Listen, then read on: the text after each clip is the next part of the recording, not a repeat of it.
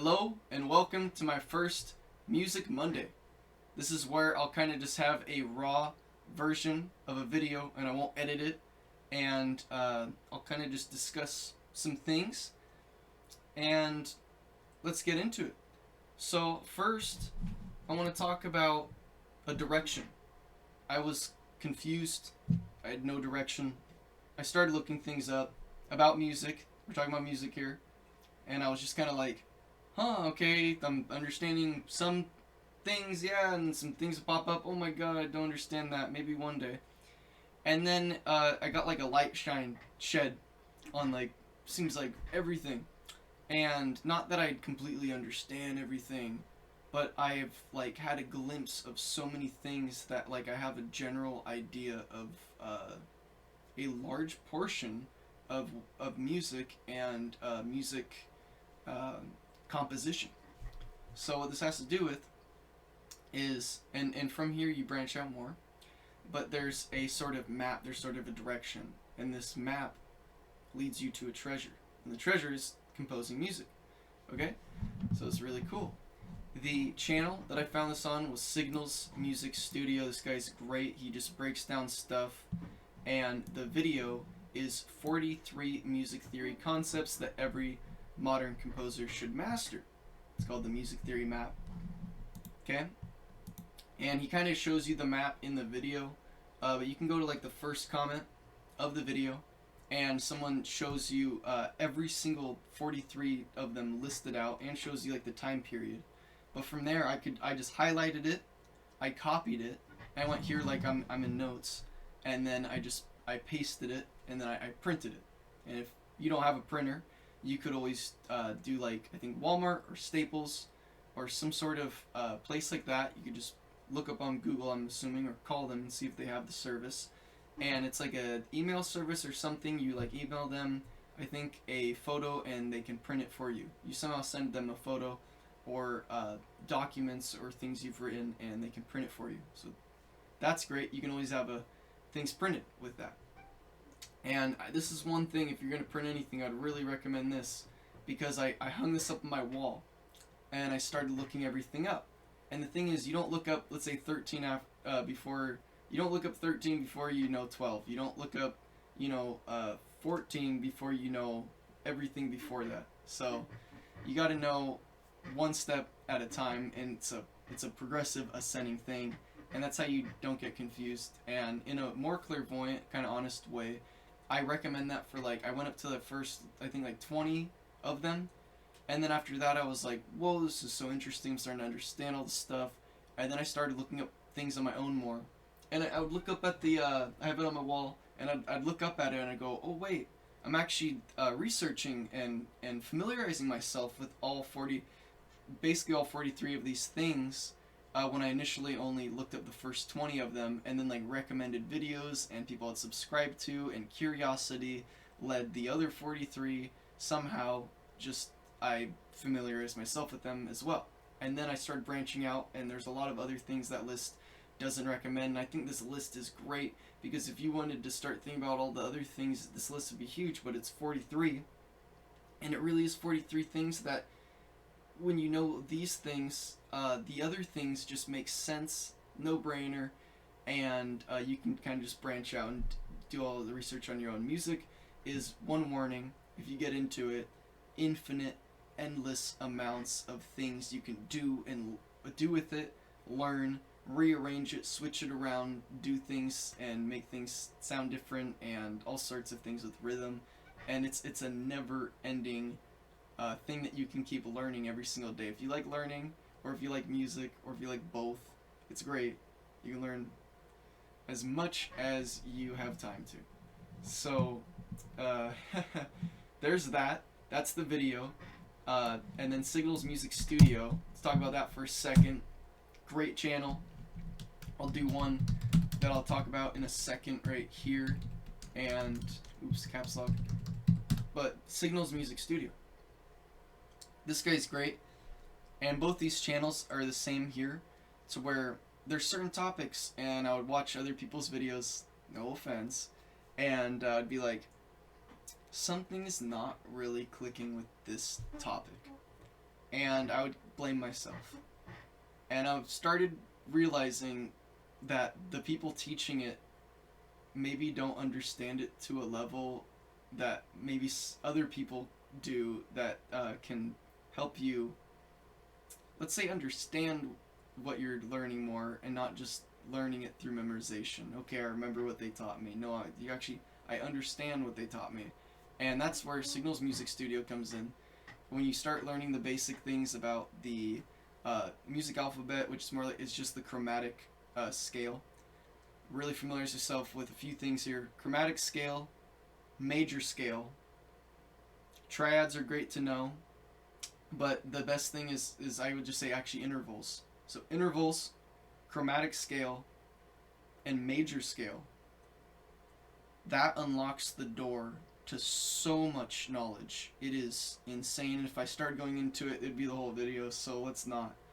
But remember that if you're gonna write something down, I'd write that down along with the 43 things. So there's that. He really breaks things down in a cool way, and he will show you like I think really cool about the Signals Music Studio channel is that he will show you a way of him using the scales or the rhythm that he's teaching in the video, or he teaches you even how to write chord progressions, like actually writing songs. And he will show you firsthand. He will do it. He'll make a song and he'll show you, and he'll say, okay, now I want to do a vocal part, and I want the vocal part to be in key and yada yada. And he'll show you. He'll do it, and he'll show you everything, and it's a great learning experience to have that. The second guy I recommend is Music Matters, and this guy doesn't really do so much of the actual like plays the song and shows you it, but this guy is just like information. This guy has the information. I don't know any other channel that delivers information in such a way to where this guy is not trying to impress anyone. He's not trying to do anything other than teach, and it really shows in his videos. And I'm not saying other people do, but I'm saying that this guy really boils things down, and he seems to try to make things as like a layman's term as possible for a lot of things, to where when you're a beginner or at any level, you can hear what he's saying and you can either make sense of it, or it'll be just like a little reminder or like a little thing that reassures you that you know what you're the information, or you know what you know is correct. There we go. Okay. Music Matters. I love that guy. Jeez, it's like I've learned so much from that guy. If I watch one of his videos, let's say on music modes, I watched Signal's music video actually first. I was like, whoa. And then I watched, whoa. And then I watched the Music Matters modes video. And then it was a double whoa. It was like, now I understand it on a level of sheet music and reading music. And yeah, on a different level. And I think the Music Matters guy, you can tell he really has like a classical background. And he has that classical sort of knowledge and approach. He loves the classical composers. So it's great. With that, I think the classical composers really knew. If you listen to their music, I mean, they knew how to make something sound happy and then emotional, then dark and sad and kind of spooky, all with no lyrics, just sounds of notes. So I think the classical composers, I wouldn't say are like the true masters, but I do think they were masters of the sound of music. They could create this emotional experience, a lot of them, and it was, phenomenal. And we still appreciate their music to this day. And I think that's largely for the reason. Okay, so MuseScore. MuseScore is cool. I wanted to look for a music notation software, and I basically heard about MuseScore many times, and then I thought, well, I don't know, do I want to use that? Do I not want to use it as good? Because I heard some nightmare stories from this guy named Tantacrawl. It's either Tantacrawl or Tantacrawl, or I think it's this one. I think it's Tantacrawl. I think that's the one that I think it is, but I don't really know. But it's one of those variations. Amazing channel. But basically he had a video where he's saying, okay, I am he kind of critiqued it in one video, and then he uploaded another video saying, "Hey, I'm joining the board now after uploading that video critiquing it, and now I'm going to be improving it and making it better and easier and more like an actual composer is going to come in here and make it a little more better for someone who wants to use the software." I think is the best way to explain it. He's has a lot of knowledge of music and stuff, and I think more so than the people who originally designed it. So he really used that to fix a lot of things that he found confusing, and I think with that is really going to help a lot of other people, and this is great. So in Tantakral's channel, let's just talk about it real quick because you should check it out. If you go to Tantakral's channel, if you go to his playlists, and he has like things of his songs. He does some, I think it's called contemporary music, where you have like your classical sounding kind of music. I think it's the Baroque and classical music, because when people think of classical music, they tend to think of classical and Baroque, kind of, because they're a little different, but they think of those music theories and those sounds as a conclusion, and when they think of classical music, kind of the two different things, but you know, and most people don't realize the difference. So that guy Tantakral has a lot of cool things where he just has a lot of like, one is he has a visual video where he does like your, I want to say, I don't want to use the word, also classical music, and he has these visuals and they're crazy. And he has this one, I forget which one it is, and he'll have a certain set of visuals, and then he'll have completely different, like, animation or something. It's like completely, it's like from, you went to a, like, geometric kind of shapes and stuff, now like it looks like an animated commercial or something, so completely different.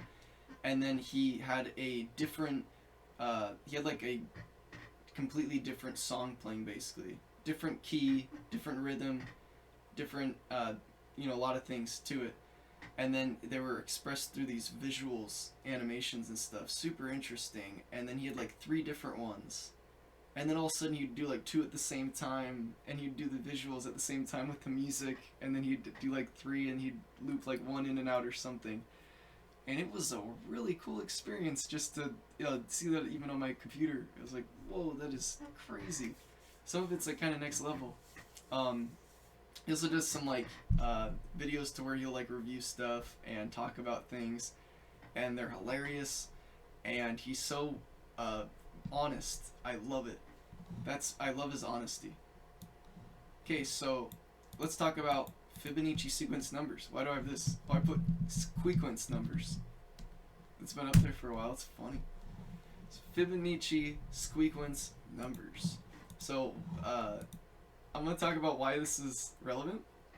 But first, what is that, if you don't know? So it's like when you look at a snail shell, there's a cool spiral around it. Or what it's based off the golden ratio. Like some basically time periods in history you look at, they didn't have knowledge of the golden ratio, and you look at their buildings, and you look at their sculptures and stuff, and then you compare it to when we found out and started using that knowledge in like things like buildings and art and stuff with the golden ratio, and things started just looking so nice, and it's very appealing to the eyes when you use this, and it made things not only look more realistic to, let's say, a sculpture, but it also hit the dots on when you'd look at, let's say, someone who you think is really attractive or something, and we started finding out a lot of correlation with physical appealing things and aesthetically appealing things has to do with the golden ratio. It's just the truth, and they started using it in buildings and things like that. Super cool. So then the buildings looked super appealing to the eyes and stuff like that. Like is a Roman cathedral or something, I think, and don't even quote what I'm saying. I love saying stuff that I actually know. When I don't say stuff, I know, oh god, what could I be saying? So just forget about that. So Fibonacci sequence numbers, here they are. Why am I bringing this up? Because I'm going into MuseScore, and I want to do a cool little piano piece here to show you music theory in action. So with all the things that I've learned and familiarized myself with, now I'm realizing with the knowledge of basic music theory, you can create songs that just sound nice by using that knowledge. Say, oh, I know the relationship between this note and that note, and if I'm starting in, and just, I'll show you. There's a lot to it. Super cool stuff. Let's do a title of the song. You know, when I started doing this, I started taking this really seriously, and I haven't taken it seriously, and I have to remind myself, be happy. This is the reason why I listen to music, right? So the reason why I want to make music, I want to be happy. It's all about happiness, so let's remember that. So it'll be happy. So let's go next. To write a piano piece in this, I want to just do a treble line and a bass line. Very simple. So we're gonna go to where it says solo, and we're gonna click piano. Oh, I accidentally hit just. We're gonna hit piano, and then from there we're gonna hit next. And then here's our key signatures. If this confuses you, the circle of fifths will clear it up, but don't sweat the circle of fifths. What do I mean by this? If you see the circle of fifths, and this, like, especially if you're a beginner and it doesn't make that much sense, don't worry. At least I would recommend watching a video on the circle of fifths, and you might understand some things. You probably will, but to really grasp it, I think it takes a little while for everything to sink in. And then it's a good thing to kind of just if you're gonna print something to circle of fifths, it would be a great thing to print. If you're gonna hang something on a wall, it'd be a great thing to put on your wall. I put on mine. And then this is what happened. I would learn stuff, and I'd look at it and learn stuff and look stuff. And the more and more that I would branch out and research stuff, that it would start making sense. And now it makes sense, and I understand how to sort of create it in my head. And I see a key signature, and I can just in my head go, okay, from here to there. I know which key it is. Let's just say that. So we're gonna do this. The key of C major, okay? But this also has the relative scale of A minor. A lot of people say the relative key, but I think the key technically would be C major, and the relative mode, or just like the sixth mode, would be the minor. So I'm gonna call it just the relative scale instead of the relative key, because it kind of bothers me when I think about it as a relative key. Oh, I actually need to go back, so I'll just keep talking real quick. So yeah, so we have the relative key, and how are we gonna build this? We have C major. Okay, now that's the recording thing. That's funny. So C major. We have C. This is great because there's no sharps or flats in C major, so it's a really good scale to start with and kind of familiarize yourself with. Should I build the chords? I guess I'll do both. So I'll just, the scale of C major is literally C, D, E, F, G, A, B, and then it repeats C, D, E, F, G, A, B. So now we build the chords. Oh, this is great. Now I can talk about the circle of thirds. So if you want to know the circle of fifths, what you do is you first understand, and I'm gonna have a video of this on my channel at some point. You understand the circle of thirds. Okay? So let's talk about a few things to know here. So you want to know the circle of thirds. But before you know that, there's some really, really important things I think you should know. There's what's known as the musical alphabet, which I call, well, I mean, what I call, which is also known as the chromatic scale, which I like calling it the chromatic scale because it's more scientific. I don't know. It just seems more accurate to call it the chromatic scale because it's exactly what it is. Okay, so we have the chromatic scale, we have the major scale, and then the last thing, we have intervals. And once you understand that, the circle of thirds, you really just need to know intervals for that. You'll understand the circle of thirds. When you understand the circle of thirds, that will help you understand the circle of fifths so much easier and it'll help you read music so much easier and build any chord too. So really know chromatic scale, major scale, intervals, okay? And then circle of thirds is awesome. So let's use a circle of thirds. How are we going to use this?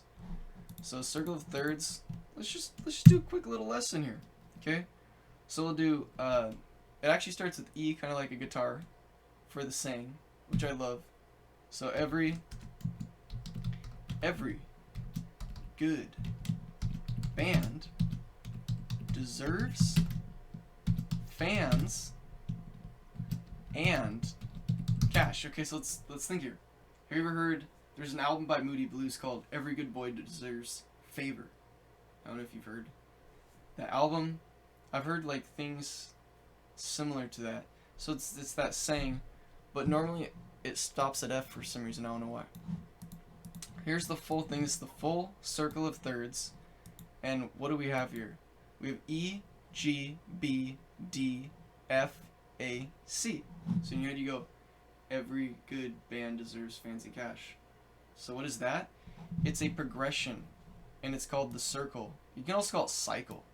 So the circle or cycle fifths, same thing, cycle, circle. And it repeats. Just like how this, if you go A, B, C, D, E, F, G, which is this in a different order, if you see that. This is like the same thing, but we're going up thirds, but it somehow is the best way to explain it. You could prove it to yourself, but let's just say for now somehow repeats perfectly every time. And with that, you can create every chord with it. How do you create every chord with it? Okay, so let's first go into this again. We're just real quickly. I'm gonna do this solo. I'm gonna do the piano, and where I messed up last time was I did the key, and now I'm gonna do this time signature 4/4, which is known as common time, but I'm just gonna do 4/4 so it shows that. And then you can click tempo. Oh, and also measures. We'll do like 45 tempo. The Fibonacci sequence. Did I not mention that? That's so funny. The whole reason why I had it up is because I wanted to use. Oh, I just had that. That's so funny. The number 89, which is from the Fibonacci sequence. Okay, so that's gonna be my tempo, because I wanted to use Fibonacci sequence number for that, because it's Adam Neely said something about using Fibonacci sequence in music. I think it was in a different reference, but how it was good. 89 beats per minute, BPM. What was I talking about? The chords. Okay, so we'll do the C. Explain this. Circle of thirds. So we have the note C. That's our first chord. I'm just going to do the first two, and then I'm going to do the rest quick, because I don't want to spend too much time on this, because, you know, it's a video. So I'll do the first one, C. So we're looking at this. C, cash, every good. Cash, every good. That's the C chord. Okay? Boom. And it's so good to memorize this because you can do this in your head. So we have D. Deserves, fans, and. Okay? Deserves, fans, and. Every good band deserves, fans, and cash. And the really breaking thing is just to remember cash is the last one. So you have a C and you go, okay, cash, every good. And you remember C, E, G too. So there's that. Okay, so we're just going to start building the chords now. So we have D, every good band, and then we have fans, and cash. Whoa, geez, see, I need to think about it. A good reference to is think about sheet music, and you think about the spaces on a treble clef are F-A-C-E, so you have the F-A-C, and that's why circle thirds also helps you read sheet music. But that will be in a video of circle of thirds at some point. Okay, good bands deserve. Now we're at A. A-C-E is just one to remember. It's the end of face. It's also ace. Ace is the chord of A. So it's just really good to know that. Okay? And then we have B. Bands deserve fans. Okay? So now we can label these. So we have our, I like to go above it actually. Let's go above. Now let's actually do 2 spaces in each of these. So now they have 3 spaces in between each one, because I like that. It's normally good. This one's not diminishing anymore. Okay, let's do it. Okay, so we have our 1. Roman numerals. That's how we do this. Okay? We have our 2. We have our 3. We have our 4. We have our 5. We have our 6. And we have our 7. You know, it's Music Monday, so let's talk about this. How do we get any of these? Okay? So how did I know that? I know that because I have it memorized. How do we get that without memorizing that? How do I create that? So we just created every chord in C major. Okay? How did we do that? Well, I memorized the circle of thirds. Now let's see. Really quick way to do it. How do you actually build a chord? You're going up thirds. And when you're going up thirds, you have triads. It's a good thing to look up. Triads are simply an interval when you go up thirds, and you're going to do this twice. That's a triad. It's 2 thirds. So an interesting thing about music is when you go up a third, let's say C, D, C, D, E, that's a third starting from C. Okay? But now if I go up another third,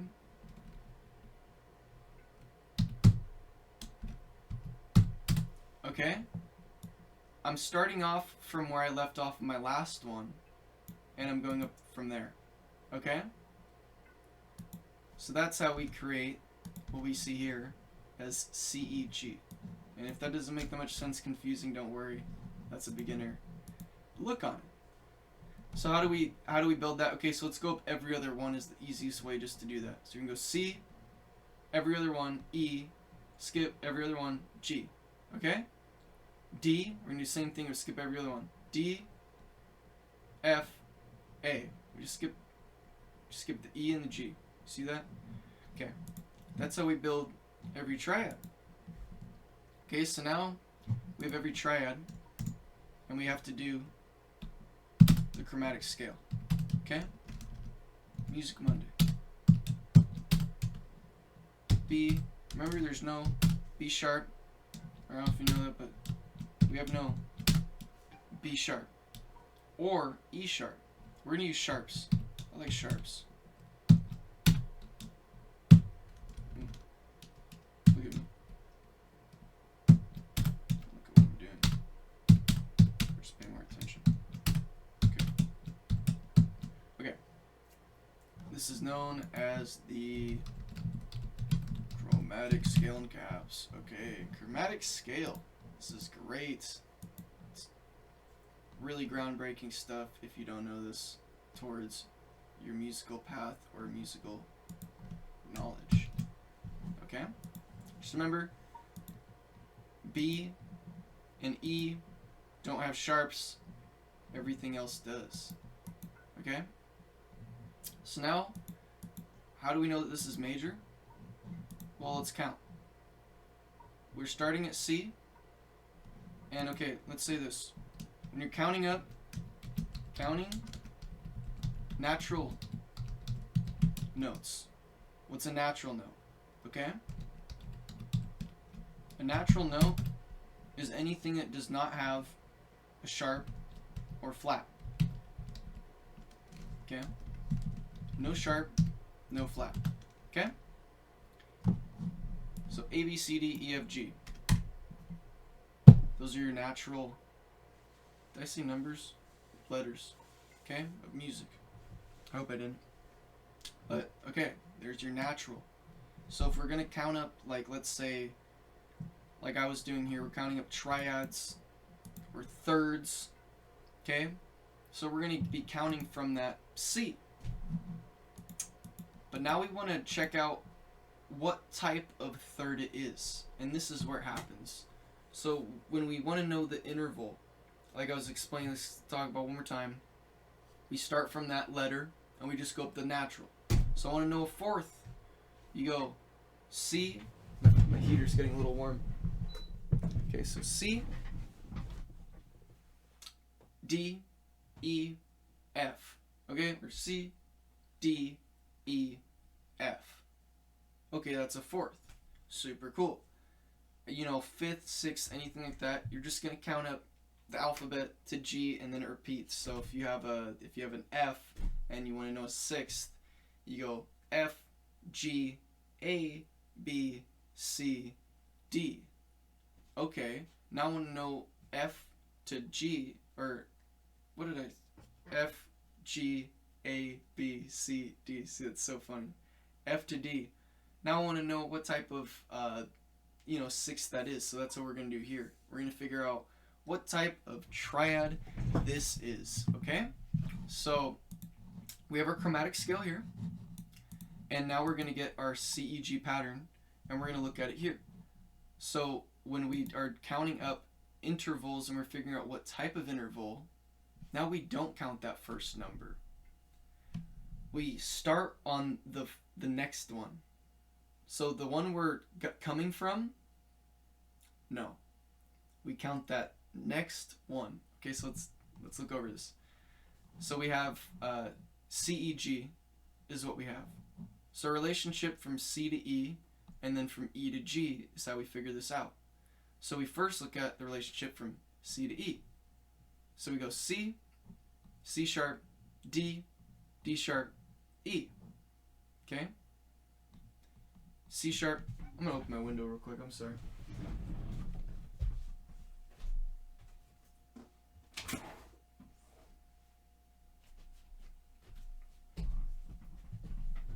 Okay. So, this is how we do. So I go C. I don't count that. I go. Yeah, I'll just do Roman numerals to actually. No, I'll do numbers because I don't want to confuse things. So I'll just do numbers to represent this. So I go from C, C sharp, D, D sharp, and then I land on my E, and that's where I put my last number. So when I'm counting what type of interval it is, I don't use natural notes. I use all of the notes that exist in our Western music, which is what we're doing here. And that's the chromatic scale, which is only 12 notes. 12 notes, all basically all the music you know of and love. 12 notes, rearranged in a different way, combined in a different way. That's all it is. Super cool. Okay, so we're just going to get, we did C to E ratio, we have 4. Let's label that. I never actually did it this way when I was beginning, but this is such a good way if you're a beginner to do it. And I guess if you're just watching this video, it's probably really good stuff. Okay, so we have C to E. That's 1, 2, 3, 4. Now we're going to go E to G. Okay, so now we do the same thing where that's the second part of this, what we call triad, which is the same thing as a chord. We're building chords. Chords are triads. Triads are the smallest level of a chord. So this is a chord, but you can do more things to this and it can be more of a chord. And you can also build other types of chords. But when someone says, okay, I want a C chord, that's what this is. When they say C major, C minor, whatever, they're talking about triads. Okay? So it's the base level of chords. It's the basic type that people are going to be using. It's what you know when you think of a chord, most likely. Most of them. Okay, so we have E to G. How do we get this? Let's do the same thing. We don't count the number we're starting from. Okay, so we go F, F sharp, G. Okay, so it's 1, 2, 3. F, F sharp, G.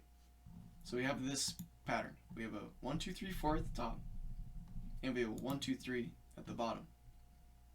Okay? notice the number 7. You're going to see the number 7 in music infinite times. It's pops up so often, okay? So just know that number 7 and know there's a big relationship to that in a lot of things. So we have 1, 2, 3, 4, and then we have 1, 2, 3. So what this means is that literally equals a major chord. Why does it equal a major chord? Well, because when we have 4 intervals, that's known as a major triad. Or I mean, when we have 4 semitones, 4 steps, each one of these is called a semitone, because when you do 2 of them, it's called a tone. So any one of these is called a semitone, and because of that, it's a tone, but you could also call it a step for like the equivalent of a tone, or a half step, like a semitone, okay? So half step, semitone, whole step, whole tone, or tone. A lot of people just call it tone. So I was saying that equals major, because that is the major triad, and that's a minor triad when you have 3 semitones or half steps. So I want to explain these things so they actually make sense. So we have the minor triad, the major triad. The combination of those creates our major chord. So it's a little interesting, and that's something you're just gonna have to know. And I mean, you could prove things to yourself, explain things further than that, but that's just, you know, that the 4 and 3 equals major, and if we actually had the opposite, if I had 3 at the top and 4 at the bottom, that would be minor, even though we still have a major in there. Because the thing about it is, it has a completely different sound to our ears. It has a minor sound, and when you start playing and hearing these things more, it all makes sense. Okay, I guess that is why you call it major. That's why you call it minor. You can hear it, and it's super interesting how I think it's interesting at least how the minor chord has a major triad on the bottom, and then a major chord just has a major triad at the top, and that's the only difference. So music's really weird. Okay, and a lot of it is just put that out there, like a hierarchy of certain pitches. So what pitches are you hearing the most? What pitches are you hearing the loudest? Which ones are the more relevant? And a lot of music has to do with that. So now we learn what triads are. Now we learn what major chords are. And now we learn that C to E and E to G equals a major chord. Okay? So I'll do the first 2, and then I'll leave it if you want to do the rest, and I'll have a video at some point on this. Might be a little while. I try to post videos, but I'm working 9 to 5, and I spend a lot of time. So I wish I had more time, but I like to live a good life, and you know, I don't have as much time for this as I want, but I'm trying to devote more and more time and figure out how to manage my time to do this YouTube more. So I want to teach people, and I think with this video, I think if you really want to know directional path, the 43 steps for modern composers is a great thing, because I don't know if I mentioned this, but because I did a second take here, so I made a mistake and I redid it. So a few things I don't know if I mentioned or not, because this is the second take. So music is like really infinite, and it can just keep going, and it never really stops. So if you like learning and you like music, you can just, as much time as you have, you can learn. And I've been spending so much time like learning stuff. So what do we do with that? You know, let's create music. So next we have our D chord. So we're in C major, so like I was showing you, we're just building it off of C, D, E, F, G, A, B.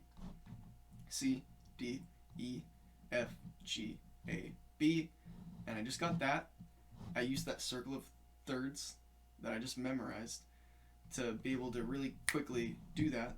But if you don't have that, you can just go up every other one and figure it out. And then from there, we'll figure out, we know these are all triads now because we just built triads. We just went up thirds twice and combined them. Went up a third to here, and then from here went up a third to here, and we stack them together. Now we have triads. We have a chord, a very simple chord. Okay? So now we look at D. Is D also a major chord? I don't know if you remember what I just showed you, but let's figure it out. So remember, if we're figuring out what type of triad this is, which is really 2/3 stacked. So we're figuring out the first third and we're figuring out the second third again. Okay, so let's do the ratio thing again. We're gonna go D to F, and then we're gonna go F to A. Okay? So let's go D to F. D to F, we don't count the first one, so we have D sharp, E. Remember, there's no E sharp, so we go straight to F, F, F sharp, D sharp, E, F, F sharp. So that's 4. Oh, I mean, it's getting a little late here. Let's just, simple mistake. D sharp, E, F. What was I thinking? So we have 3, okay? We have 3 there because, yeah, okay. I accidentally said F sharp. Whoops. Okay. F to A. So now we're going to go F to A. We're going to go F sharp, G, G sharp, A, 4. So what I was just saying about how if we have 3 at the top, 4 at the bottom, how it's cool. Now we have, it's interesting, we have minor triad / chord, whatever you want to call it, same thing. Okay? And what I like to do, I don't know if I see a lot of other people doing this. I think I may have seen it, but it's for me, it's just helpful. Anytime I write major, I capitalize the M. Anytime I write minor, I don't capitalize the M. And if someone doesn't find this proper, I really don't mind, because this for me is great. You glance at it and you know it's minor. You glance at it, you know it's major. Faster than having to read it or anything. You just see that capital or lowercase m. Okay, so now we have that minor triad / chord, and we basically, with the Roman numeral now, we're going to put a Roman numeral of 2, but we're not going to capitalize it. So it's just II lowercase. So we do that for all the other ones too, and if we do that for all the other ones as well, which if you could even just pause this video and do it I just showed you. Now we can go EGB, and you'll figure out that's also a minor. You'll figure out this is also a major. You'll find out this is also a major, and then this is a minor, and this is a diminished. So what is a diminished? A diminished is when you have 3 and then you have 3. So you don't have that 4, 3, 3, 4. You don't have that 7 number. And that 7 number put together, when I don't know if I'd describe it like that, but that is kind of what's going on there. And it sounds really nice. Either way, you have the 4, 3. Okay, you have your major. 3, 4. Okay, you have your minor. And then you have 3, 3. Oof.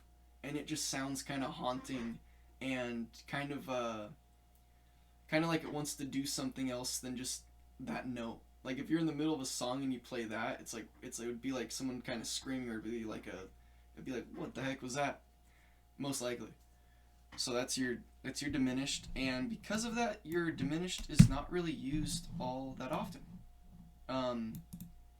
Typically is not used all that often, especially for like writing a piece like this, like a piano piece or something. It's not doesn't have the best use if you're, let's say this, if you're trying to create a nice sounding song. It's not typically used in songs that are trying to sound nice. It's typically used in songs that are trying to do something else. Okay? What that is, it's something, who knows, but it's not like a nice sounding, pleasant song. You wouldn't really focus on using diminished chords ever for that. So one interesting thing is, if this was F, or if this was G, or if this was A, or if this was, and we're talking about major here, if this was F sharp major, when it's not labeled, it's major. So if you ever see like someone saying, "Oh, I'm playing F, I'm playing in the key of G," or they're always talking major, and they'll always specify if it's like, you know, A minor or something like that, or AM or whatever. There'll be a specification saying it's minor, but there won't be a specification if it's major a lot of the times. So if there's any chord, we're talking about basically we're building all the chords in the key here. So we have any of the chords of the key here, so we build all the chords of F. We do the same thing with G, we do with A that we just did here with C, and we create all these. The cool thing, and like I was saying, if it's, you know, F sharp, or if it's A flat, it doesn't matter, any of these. And you do the same thing that I just showed you, to where you go up the every other, and you just basically, you know, do what I was showing you, and you figure out what type of blah blah blah it is, and yada yada.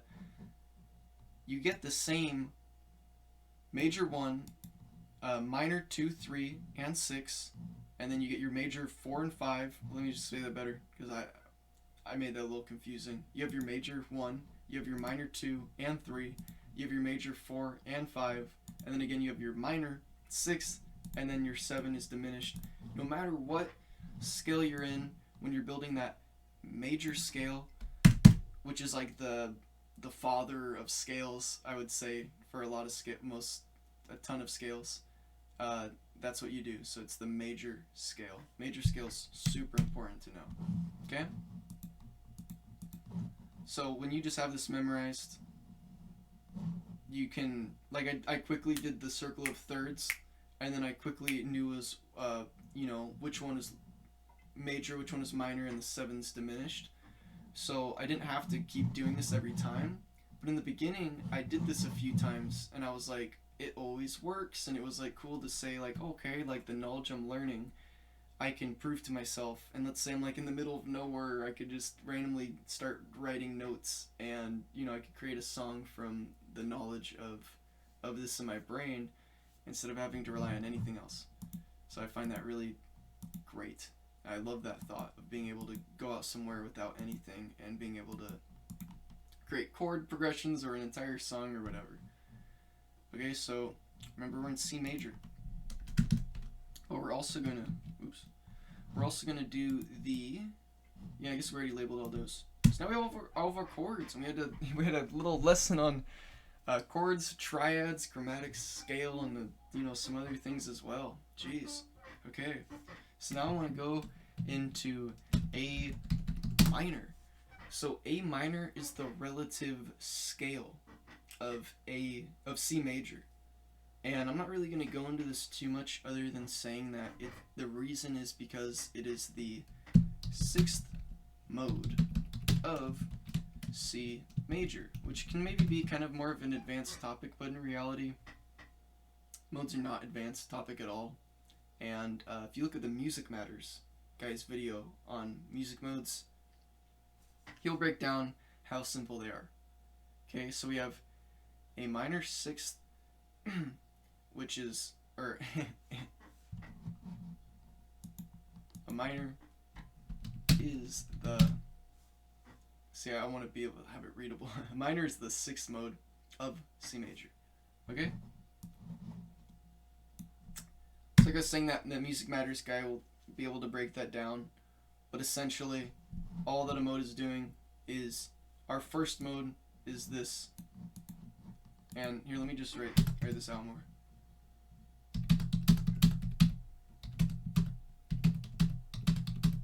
Okay, so our first mode is what we already knew. It's C to C, C to E, F, G, A, B, C, C major. The second mode of C major is literally just D to D. It's the second letter in the scale. So no matter what scale you're in, the first mode is that first, and the second is your second. And C major has no sharps or flats, so any key other than this will have a sharp or flat somewhere. So all you do is, let's say it's an F sharp. Every F sharp now has a sharp. That's all you do. Okay, so this is no sharps, no flats, so it makes it really easy. There's none of those symbols. Okay, so we go D to D. That's your second mode. How do we do our third mode? It's so easy. E to E. You see? Take the third note. You just play the notes in the scale. So the third mode of C major is just E to E. Okay, so where am I going with this? Sixth mode. Okay? Is A to A. What's that? That's A minor.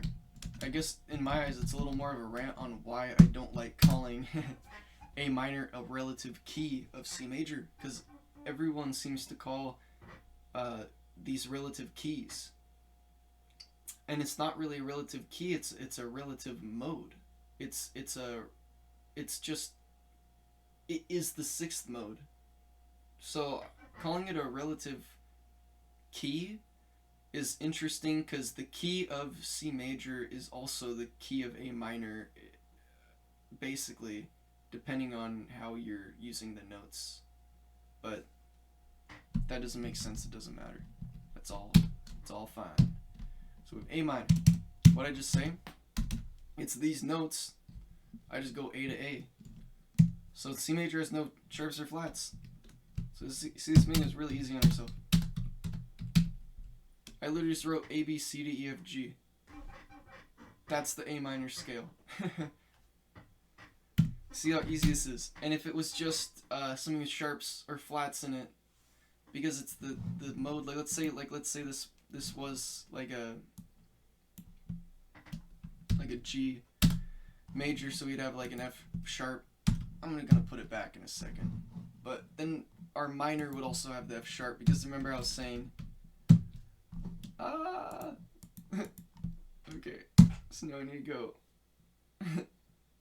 I'm gonna do it back in a second, don't you worry.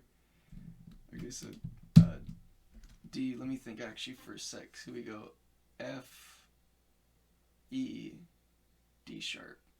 So it's D sharp. Minor would be F sharp, correct? Let's look if I did that right. Yeah, okay, good. I looked at the circle of thirds and I made sure I did it right, and I did, so double thumbs up there. Okay, so we have our D sharp minor, but also have F sharp. If this is confusing, don't worry, because I'm trying to clear things up for people who maybe are a little confused and do know some of this stuff. So if you don't, just take it with a grain of salt. Just don't worry about this part.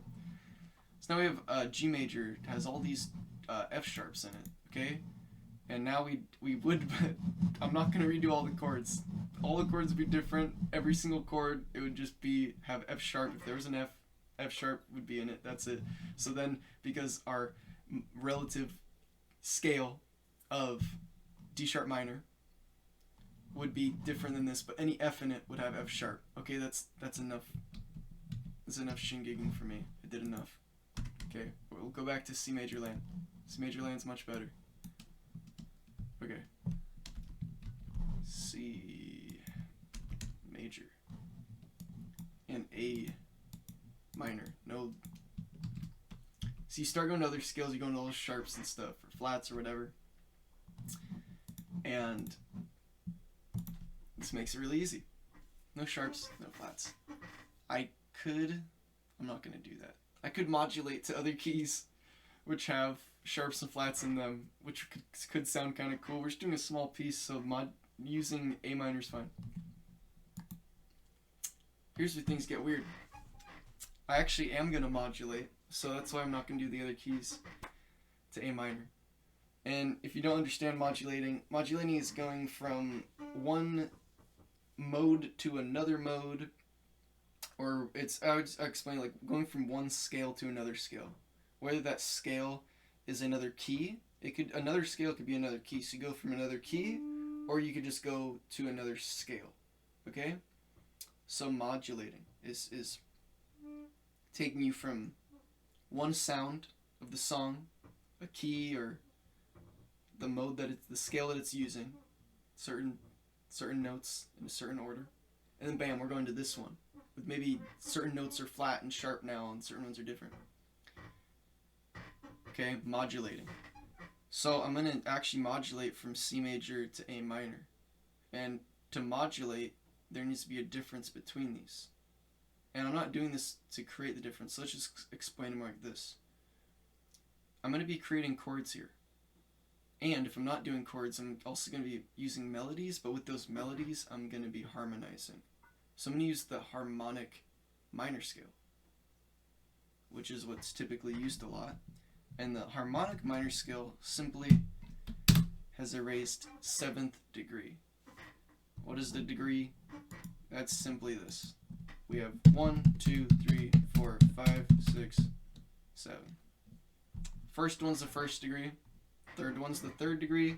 7th degree. So, it sounds all fancy. But in reality, you're just saying the 7th degree of the scale, the 7th degree, it's just a very accurate way to say it, is raised. Raised by a semitone. So no matter what note it is, it's a half step up.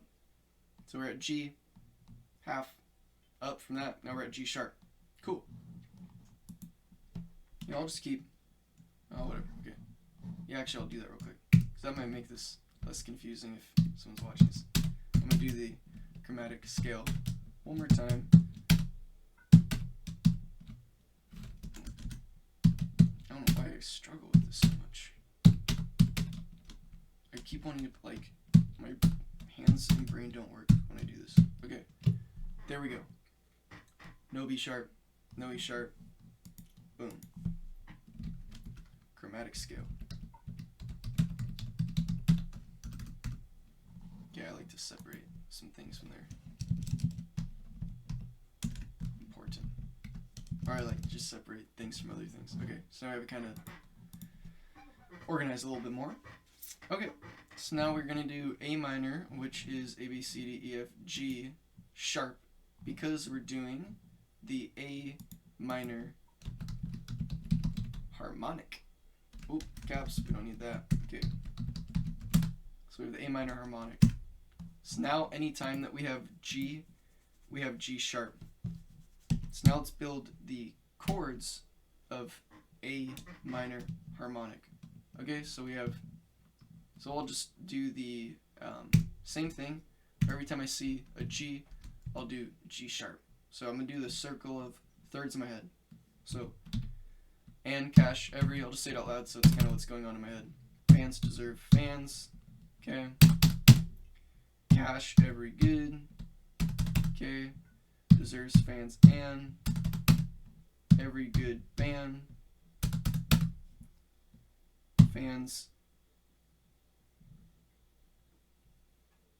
and cash. See, I don't know why I stopped there again. It's funny. So, just doing this helps me remember. Okay, so now we're going to go good bands deserve. So now we're back at G, which will repeat us back at A, B, C, D, E, F, G. Back at A. Perfect. I didn't do the G sharps. It's funny. Okay.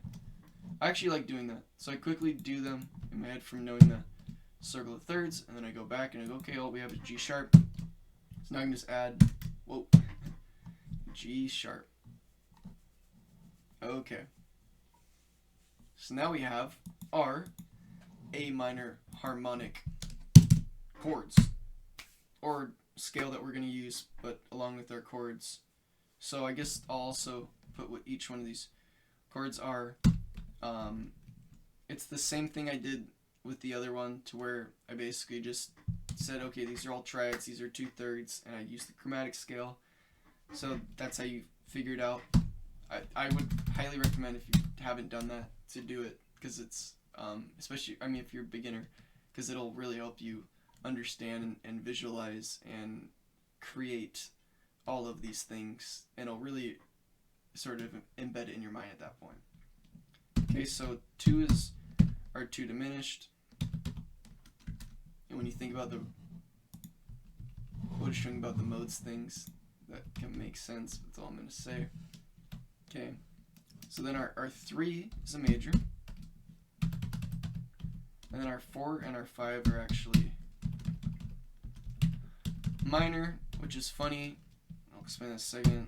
And then we have our 6 is... Oh, what am I thinking? This is not major, this is augmented. Because we're doing the harmonic. And then our 5 actually becomes major, which is great. Because now it has dominant function. Should I explain that? No. You can always look it up. So then our 6 is still minor, and then our 7 actually, like our major, becomes diminished. So it actually looks a little more like major now, with a diminished 7, which we normally wouldn't use, and then that major 5, which is very powerful. And normally if you didn't do the harmonic minor, you would just create basically a dominant 5th here. You'd create a major 5th, because the major 5th has dominant function, and dominant function in music is a huge relationship that creates a lot of the music that we know. It's the relationship of dominant function and tonic function. Tonic is the first, is the 1. So tonic function is saying this is the home, this is the sound of the song. And when you hear it, you know it's like the key of the song, or it just takes you back to the home. And it's normally in the beginning and the end. And when you look at more, study more music composition, this all makes sense, and it's really interesting and cool. But a lot of times, your end of your song will go 5-1, which is actually known as a perfect cadence, basically like a perfect ending, a perfect relationship between the dominant and the tonic. And when you hear it, it's a sound of sort of dissonance, which brings you to consonance. Let's explain that a little differently. You have a sound that sounds kind of like powerful, but it's going somewhere. And then that's like the dominant. And then all of a sudden it goes to this feeling of resolution that resolves to like an ending. And that's your home. So it really does, like when people do a 5-1, it's your brain knows it's the end of the song. You go, okay, that's the end of the song. And then sometimes they'll play more and you go, whoa, I thought the song ended, but it didn't. And the reason why you thought the song ended a lot of times is because there was literally just this note played, or this chord, and this chord, or it could just be even this note G and this note C. And in your brain, it does something. And a lot of it has to do with, if you really want to know, the harmonic series, the overtone series. But that's like 10 videos, so not going to get into that. But we have our A minor harmonic chords, numerals added to it. I'm going to glance over here and make sure I did that correctly without spending time and actually double checking, because I have the harmonic minor chords here. So yeah, our 3rd is augmented.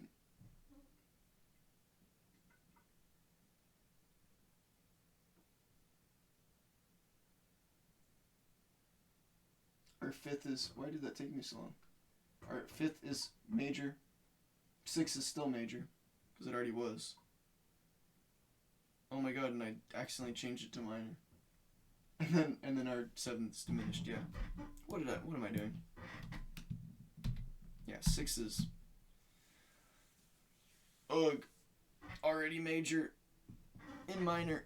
I knew that. Come on. Okay. This is taking a long time. I haven't even written a note yet. Yeah, but I've explained a lot. Okay, so it's pretty cool. There's what we can use. Okay, so modulating. Why would I modulate? I guess I'll get into that at some point in the song. Yeah, I guess I'll say one thing. To go from one key to another key, or from one scale to another scale is what we're doing here. Remember who said that? So It's really good to use. They call them pivot chords. It's the same chords in two different scales. So we have the A minor scale and we have the C major scale, or A minor harmonic, C major. And okay, so these two scales share which chords? Let's see. So C, E, G is my first of C major. Let's check that. Oh no, we have G sharp. Okay, so let's think anything with G sharp we can scratch off. Okay? So we can all automatically say that we can use DFA, FAC, ACE, and BDF. And I mean, those are already written what those are here. So kind of their relationship to each other is, you know, I guess you can see it. So I guess I will write it though. DFA. Let's just do that. I've never done this before. Seems like a good thing to do. So DFA in major will be at the top. Minor will be at the bottom. I never actually thought about doing this before. This is cool. I'm learning stuff too. Okay, so DFA, IV, and then we'll do the FAC chord, which on major is our 4 chord, but in our minor it is our major 6 chord. Interesting. Okay, and then our ACE is our minor 6th, which is also our minor 1. Then our BDF, bands deserve fans. O is our diminished in both, because B to F is always diminished. Or I should have not said that. It's always a tritone. But forget about that. BDF is always a diminished chord. Okay. That's all I need to say. So because diminished, and I was saying diminished doesn't really have the most function in nice sounding music, I'm trying to create a nice sounding song here, at least attempting to. So no diminished. Okay, we're just gonna use these. We have DFA, FAC, ACE. Okay, this is closest to our tonic of major, and then it goes further away, so I think it's a good way to do it. Okay, so now let's start writing actual notes to the song. I'm gonna close my window.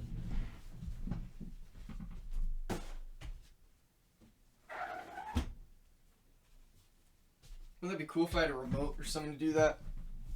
Like beep. I don't even want that. That's not cool. I like getting up. I like exercising. Okay. Not really much, but you know, I like doing stuff. I like moving. Let's start.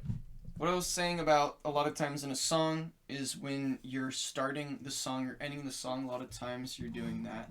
What I was saying was the tonic, or I was calling it the 1. So a lot of times you're going to use that 1. And I want to start this in C major. So CEG is a perfect way to do that. But instead of just writing CG chord here, I'd kind of imagine more like if I was on a piano. So if I was on a piano, you know, I could do middle C, but I'd probably do more like, yeah, I'd probably do a C a little more in the bass. And then from there, I could go on my treble side, and then I could basically add my E and my G. Oh, that's not supposed to be there. It's supposed to be there. Okay, so this is kind of funny. Okay, so call that C, and then, okay. Will this do it for me? Oh, I don't want it that high. Okay, so then I'll do a. Do I want it that high? Maybe I do. Oops. So if you wanna put 2 notes on top of each other, you just hold Shift and you press them. So E, G. Okay. So I might actually, I don't have the piano in front of me. I was thinking I was gonna do it not so spread out. But you know, actually, I often like the sound of it spread out. So let's see what the computer makes it sound like. I like that. Okay. So we have those higher pitch notes, and then the E and the G, higher pitch. And then we have the C in the bass, so it's lower. So boom, and then dun. Okay. So I like that. So what could we do? Should we do a... Let's think about function here. I should do a quick lesson on function, I guess. I'll call this so our 1 and our... Is it 7? I think it is. Oh, it's 6. What am I thinking? So that's why I have that. Oh yeah, it's the 1, 3, and 6, but it's more like the 1 and the 6 can have tonic function to it. I put a capital T because the T is a very strong one on that first one. Okay? Then we have our next. We have our 2, 3, and 4. Okay, so our 3 can have like a subdominant function. Our 4 is a very strong subdominant function, so that's why I'm doing a capital S there. And then 2, this is interesting. 2 does have, oh yeah, it's 2 and 4. Okay, yeah. So this also has the subdominant function. Okay. And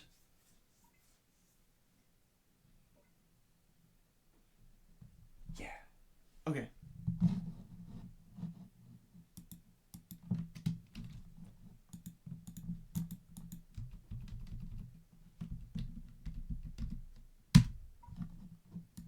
So our very strong dominant function is our 5, and our not so strong dominant function is our 7 diminished. Okay, so, yes, and if that is, I almost feel like the 2 is the stronger sub-dominant. I don't even know, so they're both capitalized. Let's do it. Okay, so let's go into the song. I just did the tonic. Now let's choose a subdominant. What's better than using the next thing? Because we're just going to go from C to D. Let's go from C to D. Okay, so I can just type D here without having to read the treble clef, which I could do, but I'm not the fastest at that yet. So, boom, that makes that really easy. So now I do D.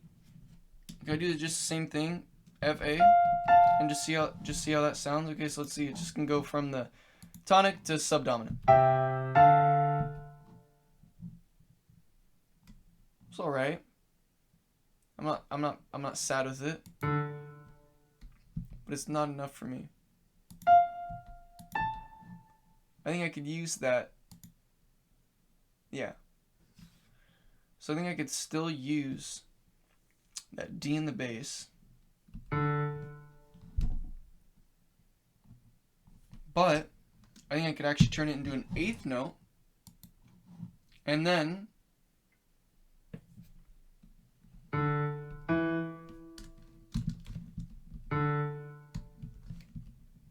I could go from D to E.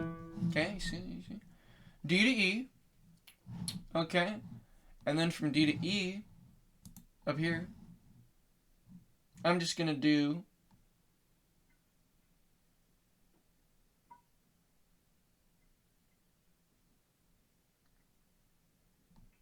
I guess I'll just create it like that. Okay.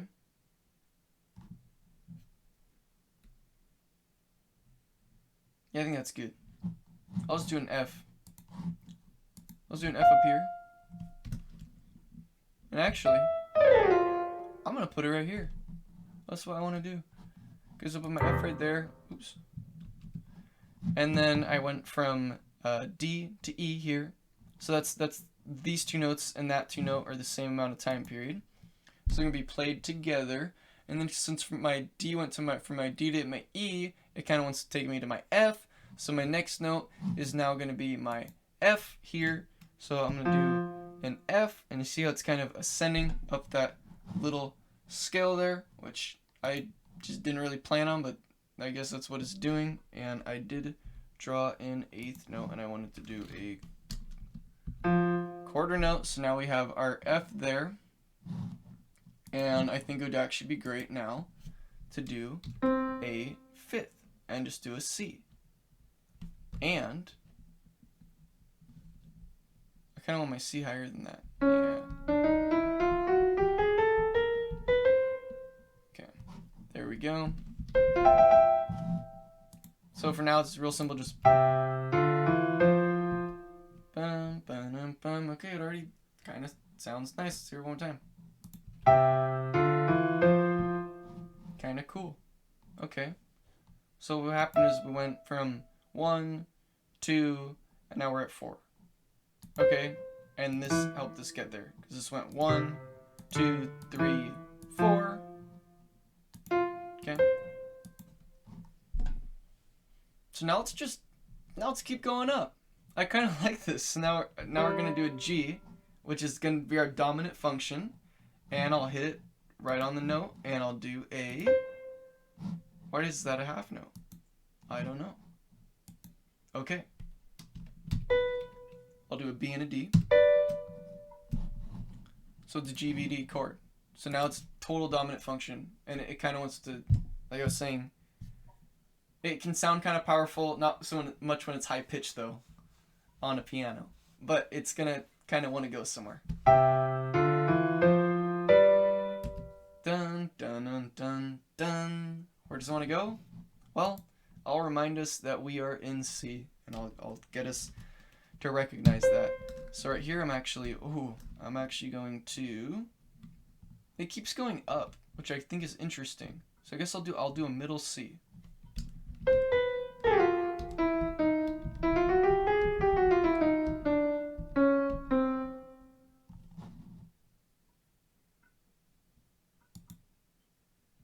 Why are there so many? Oh, because you can just keep going above it more. Because they allow you to keep. I was like, why does this not go into the treble? Okay, so middle C is one above the treble. Or, oh, I'm still in the. Okay, they just keep you in the bass and they keep doing more. That's why. But in reality, this it's also one below the treble. So they meet up. They're the same note. So the bass is here. You go the line, the one above the line, C. The treble, you go one below that line, C. Those are the same exact note. But here, it's just going to allow you to go up to the moon. So that's kind of cool, I guess. I don't know if I like it. It makes sense harmonically if you want to do things against each other. But then I don't even know if that makes sense to me. I'm going to forget about it. And we're going to move on. So I did my C note, my middle C note. So it's still sending up musically. So it's going dun dun dun dun dun dun. And now we're just going to go up an octave, and we're just going to do a C, and we're going to forget about the E, and we're just going to put a G there. So it's going to be a fifth. It's called a fifth. Okay? Because remember, counting up the natural notes, we count from that first one. So C, D, E, F, G. 5. We have our fifth. Okay, let's listen to this.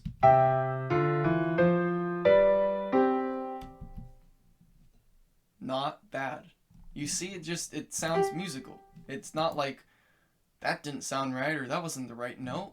No, it sounds like those were the right notes.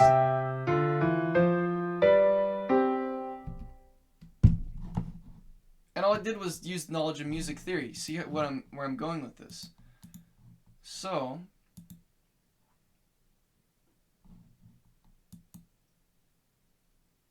my gut is telling me to do like a nice like half note tied with another half note in the treble, and then do like a cool melodic thing in the bass with eighth notes. And if the eighth notes sound like too much, just use quarter notes. So I'm going to go with that gut feeling. And I'm going to do a half note. And I'm going to go up actually from C. I'm going to do E. I'm going to go up a third. Let's go E. Oh, not that E. Come on. Or wait. Oh no, what am I thinking? Because I'm at G. So yeah, I'll still go. I was thinking relationship-wise. That is so funny. Okay, so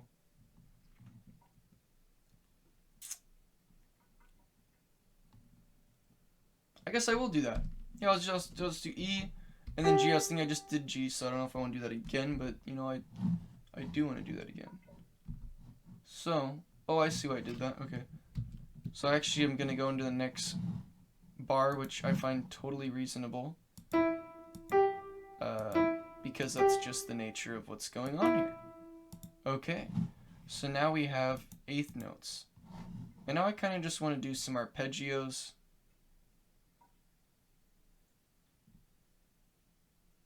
How would EGB sound?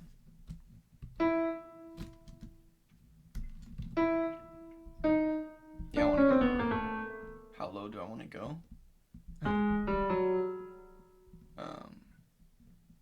Yeah. I'll go here. Okay. So E.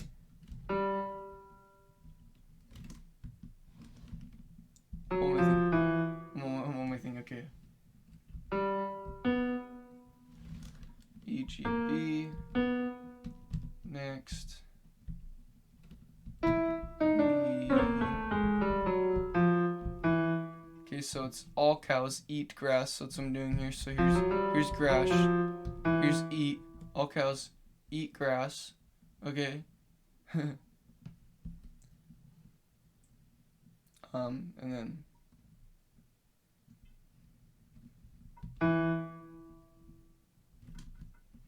oops, I should actually do. Yeah, I guess I'll just do that again. I guess I'll just do EGB, EGB. Is that too complex with the? Let's see.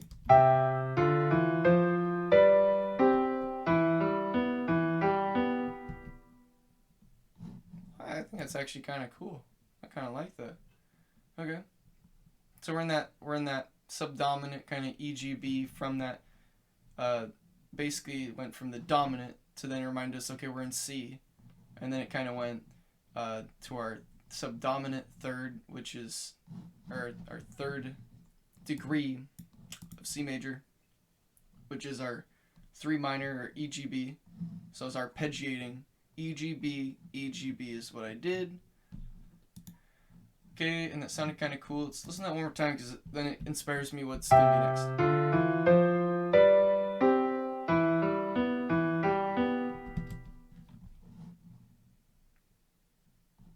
Are you thinking what I'm thinking? I'm thinking counterpoint. So now I want to do a little counterpoint. So now I kind of want to copy that phrase that I did in the bass line, but do it in the treble line. And I actually do want to also still be in that EGB, EGB. And I actually want to tie those together.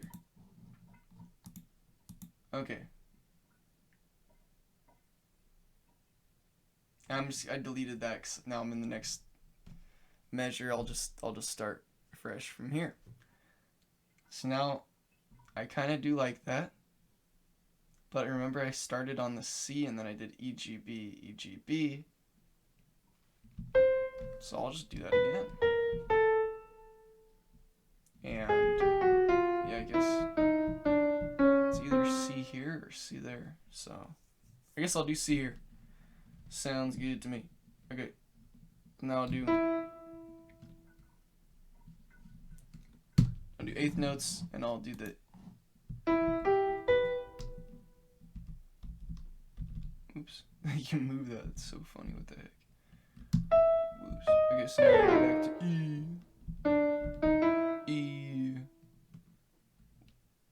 Okay, and they added a rest there. Oh my gosh. Are you kidding me? Okay. That is just this I love this software, but there's just little things that you just go, how did that happen? I guess it was my fault, but sometimes it just seems like, really? Like, why did that just happen? Okay, so now we're gonna do the EGB again, and then I'm gonna go back to EGB.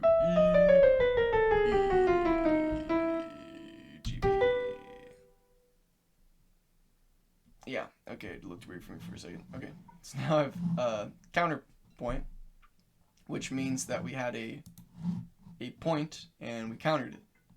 So we took this point, now it's here.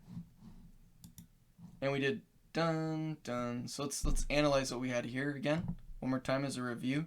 So we had our fifth interval, or just our C to G. So instead of the C E G chord, we just C G chord, C G, and you can call it a chord when you're doing this, because on the piano you'd have a note being played here, a note being played here or here, and you're creating chords. So we're creating chords by doing this, by stacking these in this fashion here. Okay. So let's go over that one more time. Okay, so we have G, we have E, and then we have G. Okay? So let's do something with E, G, and E, and let's make it a little different than just what was there. So maybe we could do, which E are we going to use? We'll use this E. This will sound pretty good for the bass. So we'll do, so it's just E, G, E. Well, it's G, E, E actually. So maybe I should actually start on the G.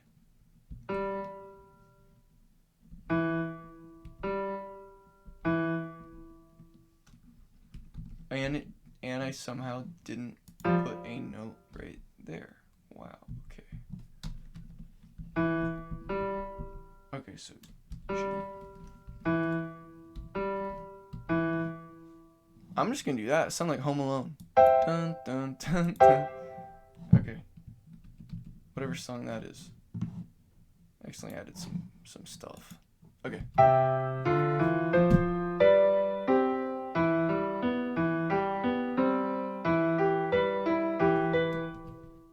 See, it's kind of like they're talking to each other. One says ba-num, bum, ba-num, and then one says dun, dun, dun. So,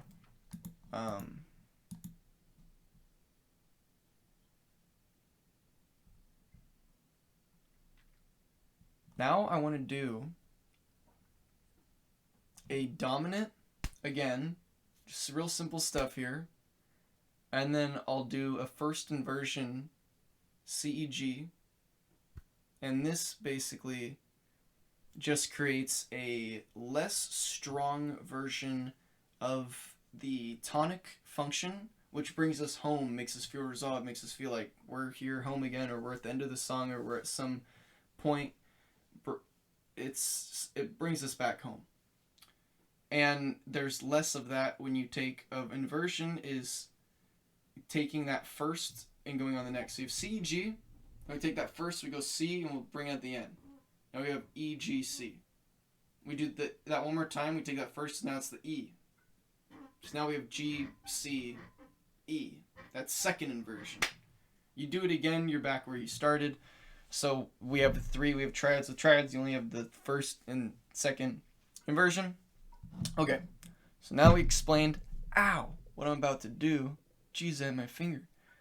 So now I'll just do a, because it's really nice to, when you have G, and then you have GDB, GBD, what am I saying? And then you put, okay, I'm going to have G, I'm going to skip the B, and I'm going to have D. Why? This is because we actually have more, I guess I would say more dominant function just with the G and the B by itself, because you have the 5 chord, and I think personally it just has a stronger sort of dominant function to it, but I think a lot of people would also agree. Okay, so we're G. Okay, wait. Yeah. Okay. Okay, so now we're gonna go and we're gonna do our first inversion of C, E, G. So we're just gonna do E in the bass. See, so E is in the bass instead of our C. So normally we'd have that C in the bass. And then up higher, we're gonna have our G and our C. So as you can see, it's kind of taking away some of that some of that function of C. Because now it's up here higher. It's not so much in the bass. Bass. Why is it glitching on me? I want that note to be G, C. And I don't want it to be that high. I want it to be this G. And that C. Okay, very nice. And whoa, all of a sudden, now the triad looks a little weird. Now we're, instead of going up a third, now we're going up a fourth.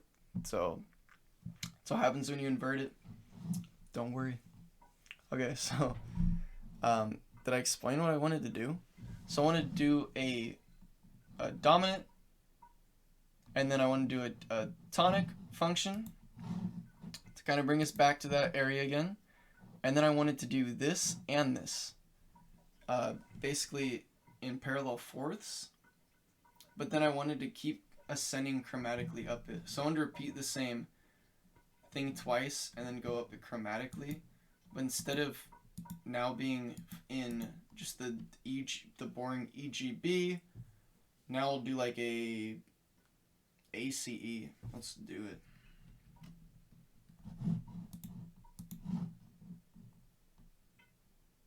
Ooh, actually, what would be nice? What would be nice? I think if I just did CEG in the bottom, and then I went up a fourth from there, FAC. Because that C and the C chord and just C, the note C, just seems to have a lot of history behind it. And the C major scale and just C and middle C just seems to be a lot to see. Okay, there's a lot to see. Haha. Look at that. Creating funny stuff now. Okay.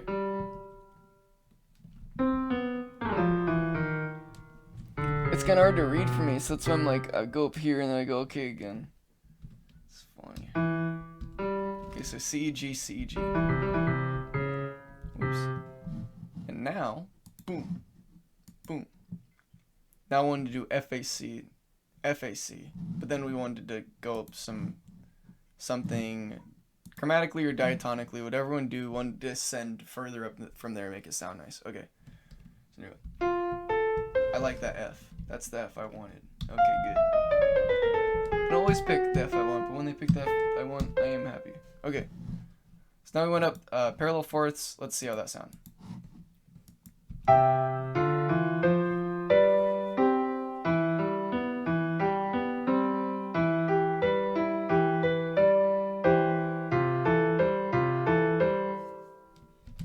I see. The beat was off because I landed this on the third beat. So I think this idea sounded completely wrong because where it is on the rhythmically. So I still like the idea, but it did not sound right to me. But I heard what was going on. So I'm just gonna delete it. It's not what I wanted. Okay.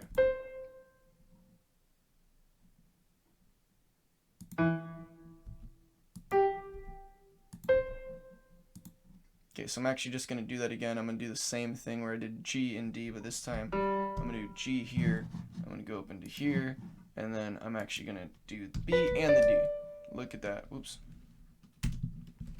B, you hold shift, and then D. So now it's that. Okay, good.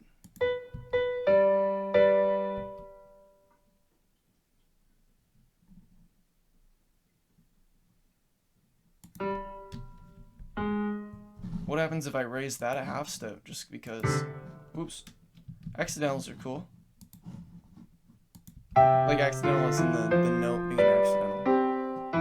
The sharp.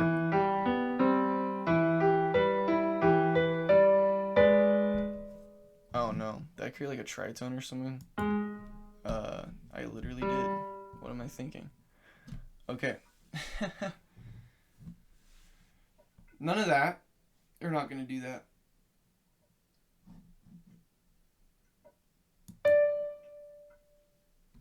What if I take away the fifth and just leave the third on the top of this one? So it goes G, D, G. Yeah. So So I just went G, D, and then G, E. Or I mean G, G, D, G, B. So that, I like that. That actually sounded kind of cool. So it went up a fifth and then it went to a third. Same note in the bass. So now I kind of wanted a nice C.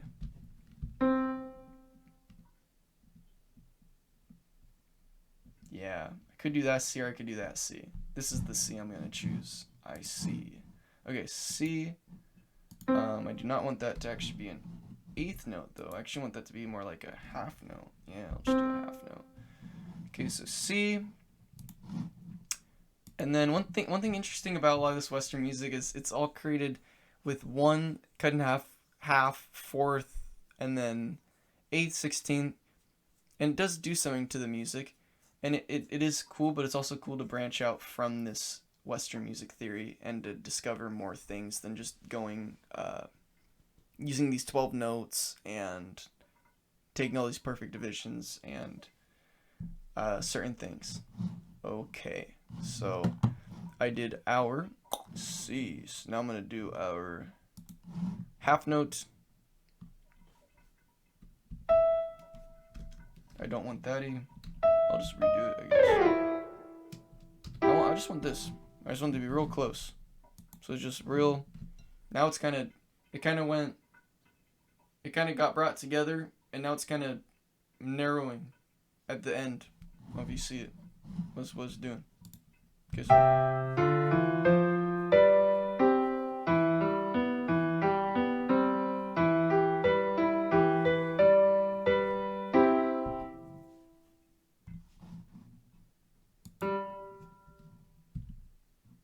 It'd sound better if I tied all these.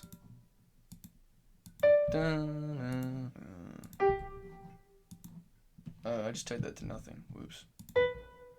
Tie it. I'm slurring it. What am I saying? Whoops. Sorry.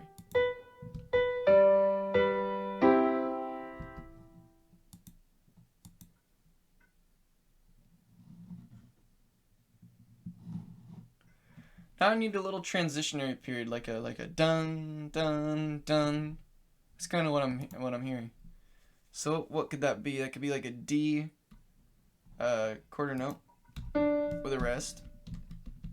Dun dun dun dun dun dun. No, actually, I'll do no rest. So I'll do a D, F. Whoa! I don't know what I just did.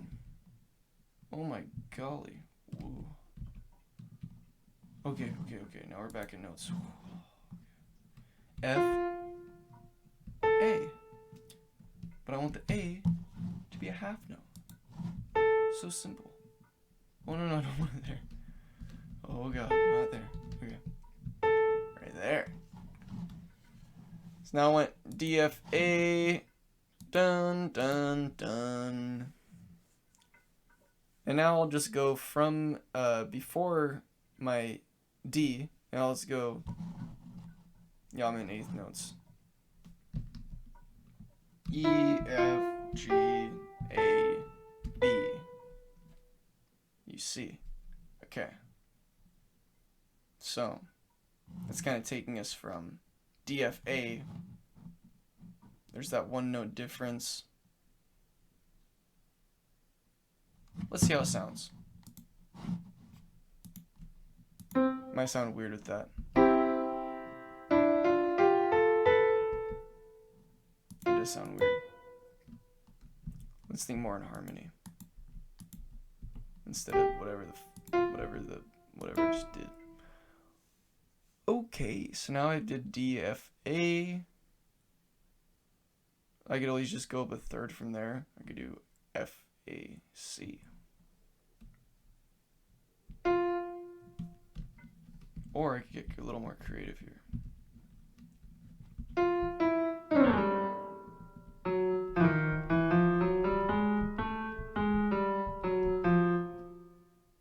Okay, so we got F, and then we got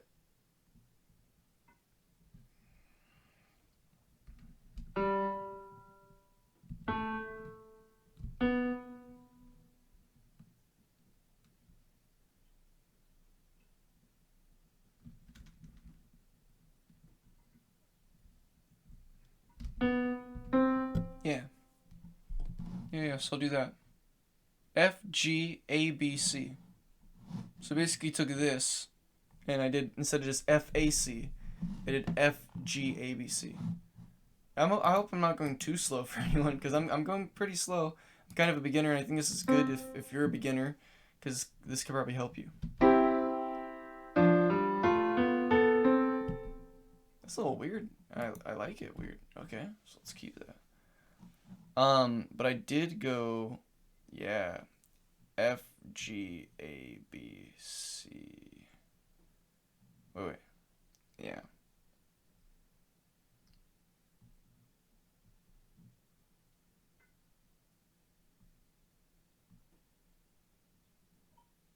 Where's this note coming from that I'm not saying? F, G, A, B, C. Wait, F.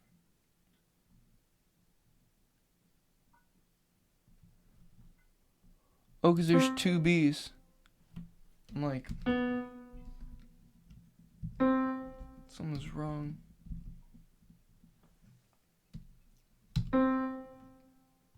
Okay, A, B, C.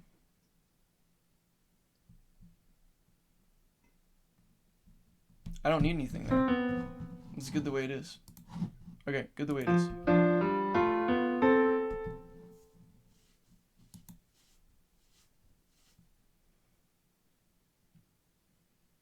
Dun dun dun dun dun dun. Yeah, I like that. Dun dun.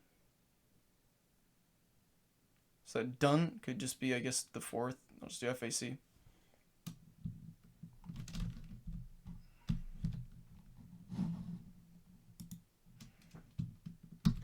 So an F there, it's not that far that I want. Okay, F there. And then I'll go.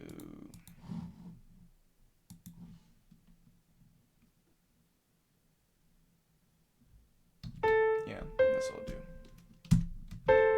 So I'll just do it F chord like that.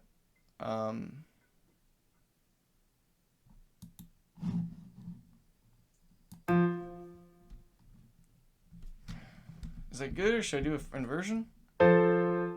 Wow, F chord's so nice. I'm just gonna do that. Let's hear that one more time.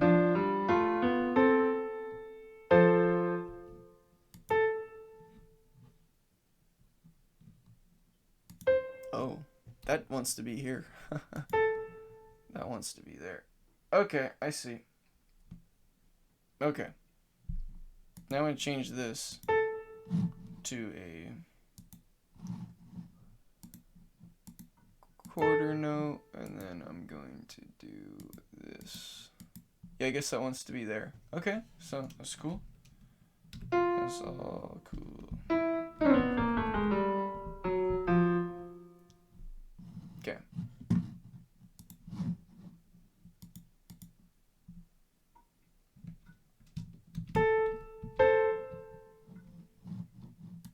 There we go. Now I'm going to have my FAC chord where it wants to be. Okay, now let's hear it. See the whole thing?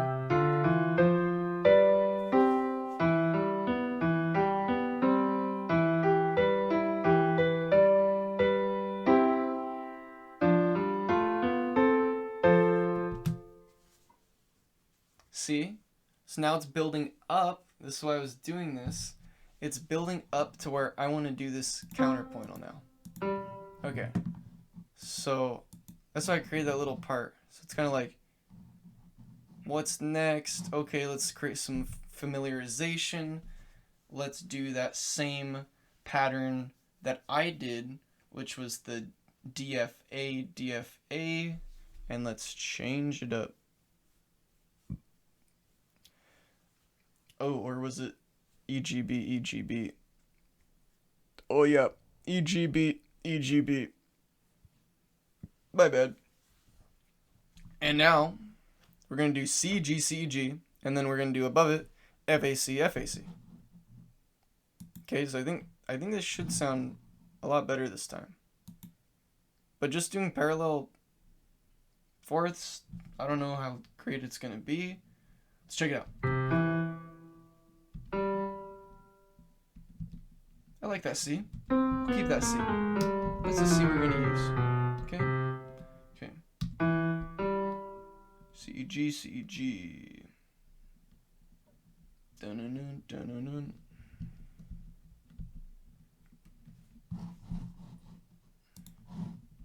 C. I love C, don't I? Okay. F. Everyone loves C because how simple it is.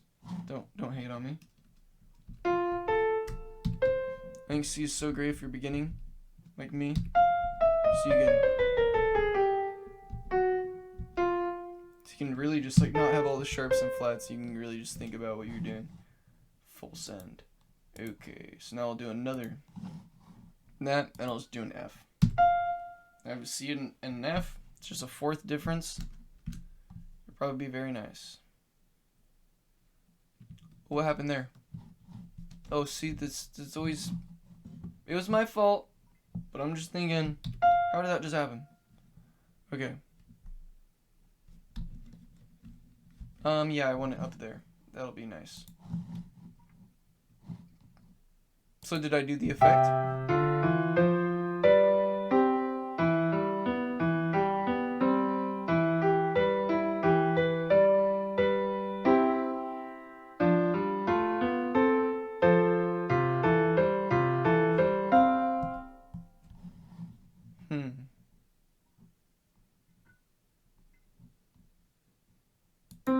That doesn't want to land there and stop. It wants to keep going. It wants to do some more rhythmically.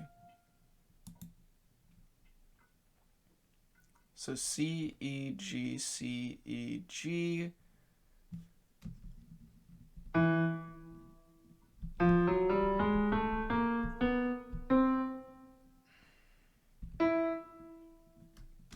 Oh, I see.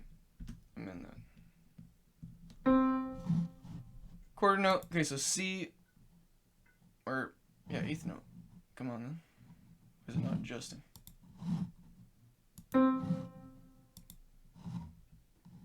Okay, there we go. Oh, no. Come on. So confused. Come on, fella, you can do it.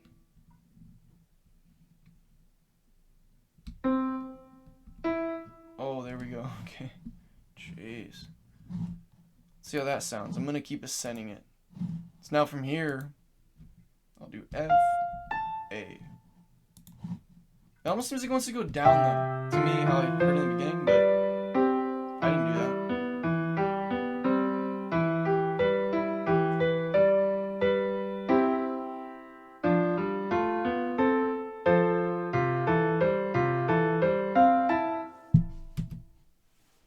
Ooh, that's like that's making me want to just do a real nice C. That is nice and high up. Okay, that's exactly what that makes me want to do. But then keep going, you know.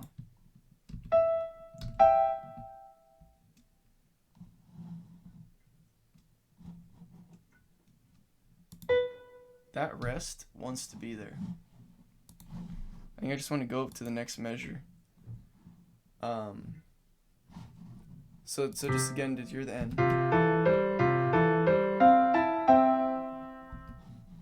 Is that high enough for you? It was not high enough for me.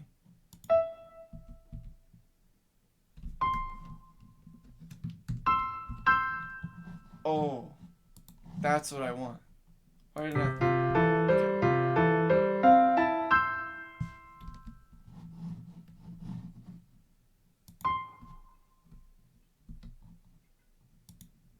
But I want that middle C. I want that middle C. Shit.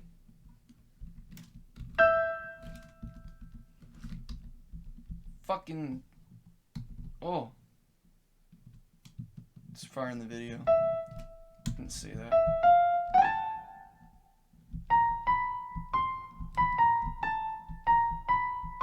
Yeah, why does it look so weird? Okay.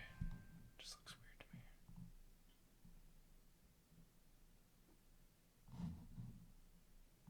Oh wait, what am I doing? I'm going above the treble. Oh my gosh. I'm like, why is it doing this to me? Okay.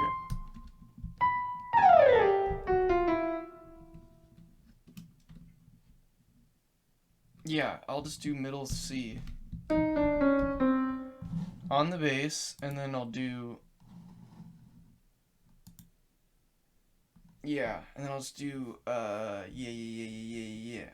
Okay. E, G. No. Let's think, yeah.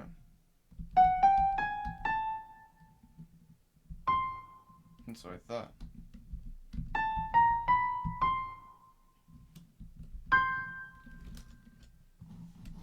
Okay. How's that sound?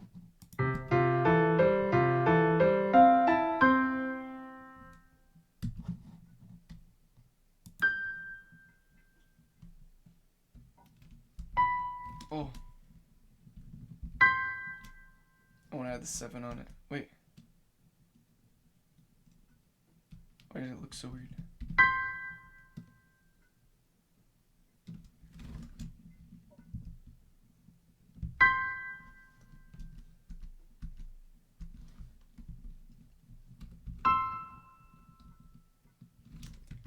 Oh, what am I thinking?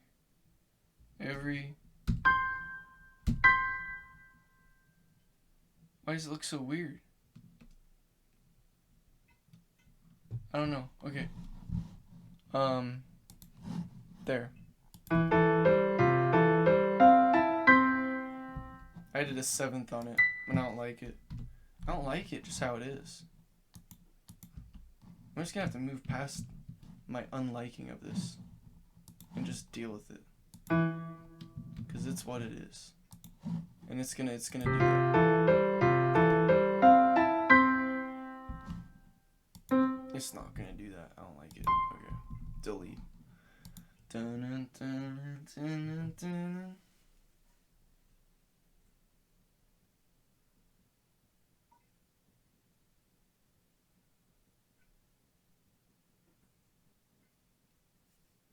What's the last note?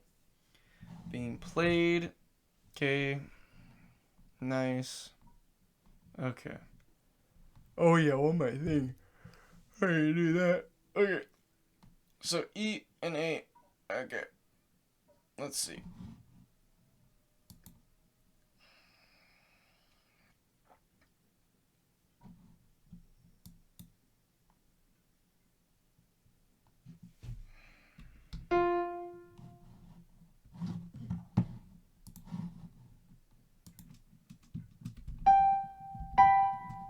Okay. So on the bass, I went to the next note. Since I had an E, I went to D, and then I did a. Let me think. Jeez, did I? Yeah.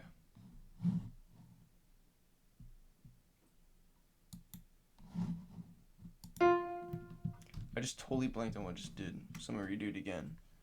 So I guess yeah, if I'm gonna call that E, which it is. So I'll do a D chord. Oh no, I did E here. That's what I did. Now I want to do D.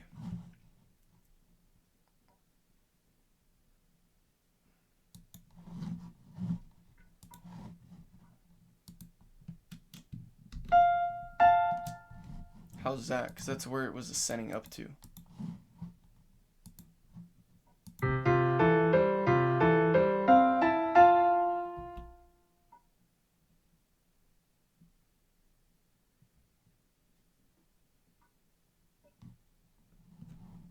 Ooh, that sounded weird. Like different. Like a perfect time to modulate to minor. Okay, so let's see. What chord did I just do? Perfect. I just did DFA. Look at what we have. DFA. That is our pivot chord. So that's perfectly jumped us into DFA. Or I mean to a chord that's shared between minor and our C major and our A minor harmonic. So now that we used our DFA here, okay,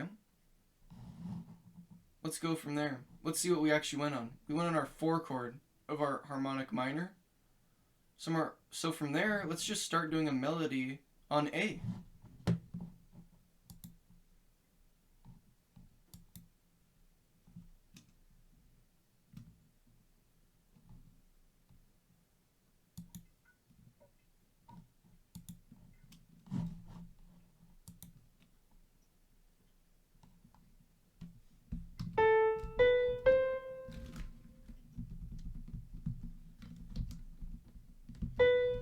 My bad, that was not the A that I was looking for.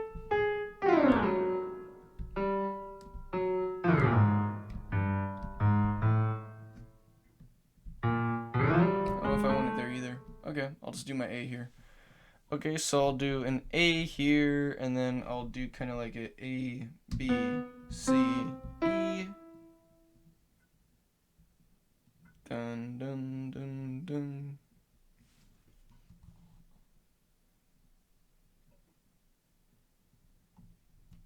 And well, that's good with me. A, B, C, E, and then I'll just do another C, E.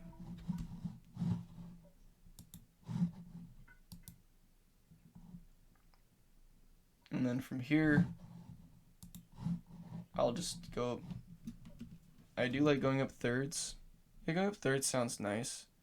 So if I did A, C, E, or A, B, C, D to be more specific, then I could just do C,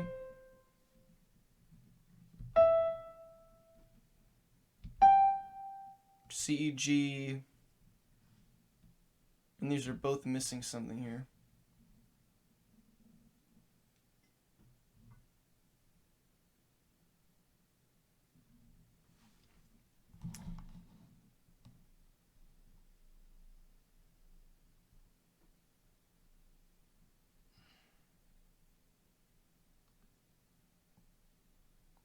I want a dotted, or I want a, is there staccato here? That's just the dot. Oh, here's staccato. I want to do staccato 8th note. Dun, dun, dun, dun. So it's A, C, E. Okay. So I'll do a G. I'll do like the 7th degree of what that would be. And then, yeah, and then I'll just do staccato. And then here. Actually, I should have done that here. Okay. So G with staccato.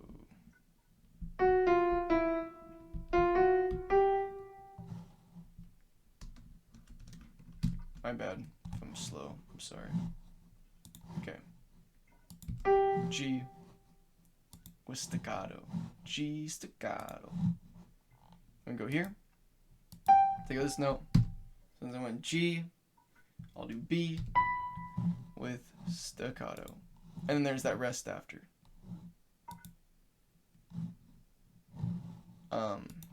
I was supposed to do that 8th note too, but my just gut's telling me to keep it, so.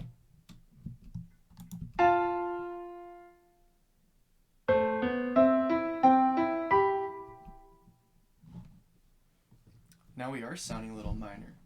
So let's go back from the beginning. So.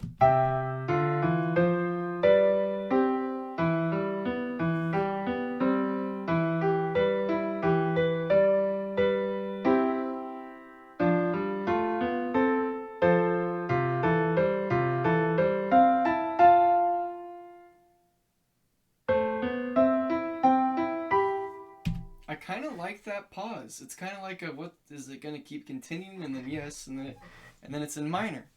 So I like that. Let's listen to that last part one more time, just so then I can kind of.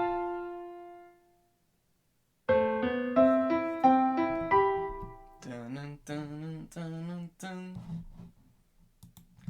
What should be added to dun dun dun dun dun? Let's think. Dun dun dun dun dun dun dun. dun dun dun. I kind of went like dun dun dun, and we do now have the dominant function because we have the major 5. So I kind of want to dun dun dun. So let's see. Do I want a 8th note or?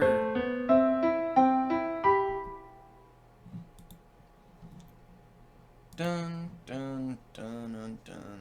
I kind of want dun dun dun dun dun. Okay. So what's the dun dun gonna be? Let's see. So I did A minor there, and then what was my last note? I did do the the G there, and then the B there. So G, B.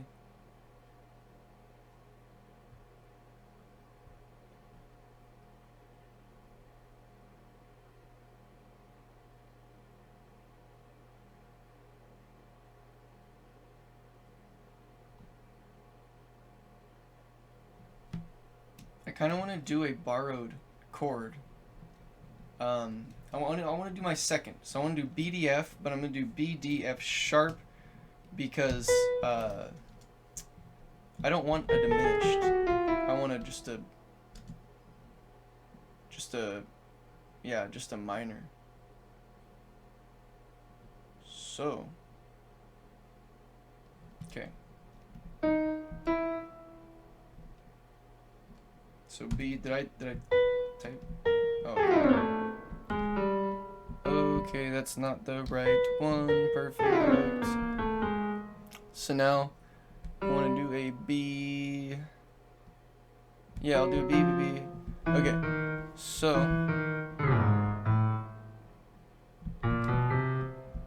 to do that B.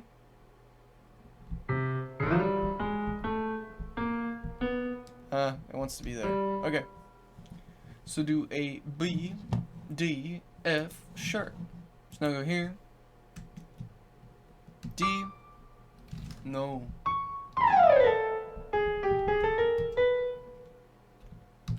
F sharp. Okay.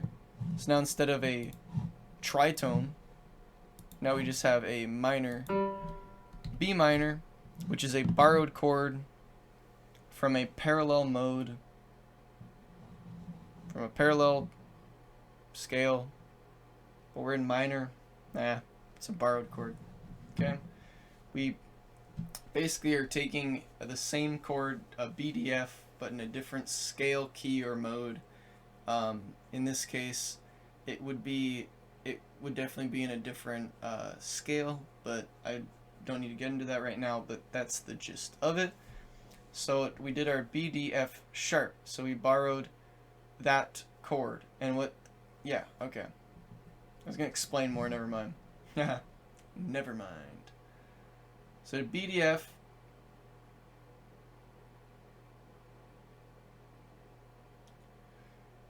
so done. I'll just do DF, D and F and A for this now. Okay. So going up,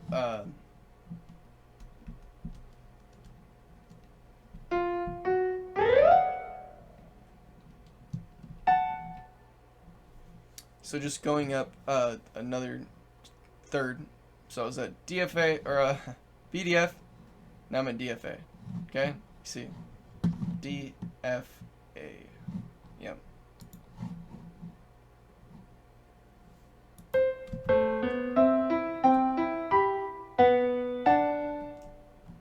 Dun dun. I kind of like that.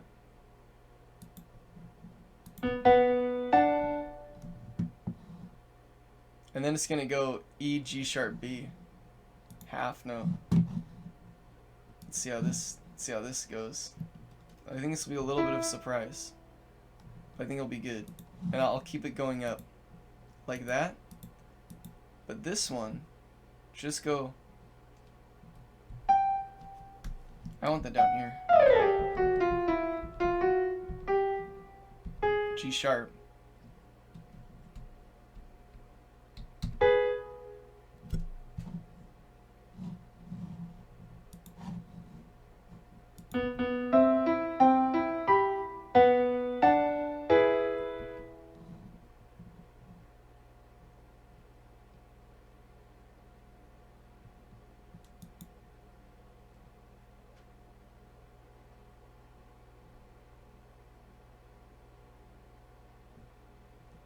It's very simple.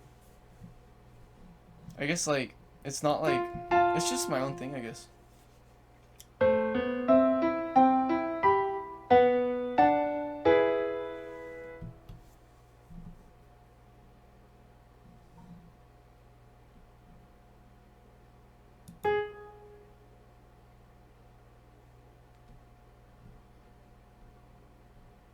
think that could sound nicer if it was higher up. I think that's what's going on in my ears. Is that wants to be higher up.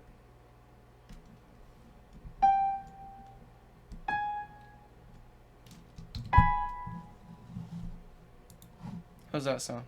I guess it's what it's doing.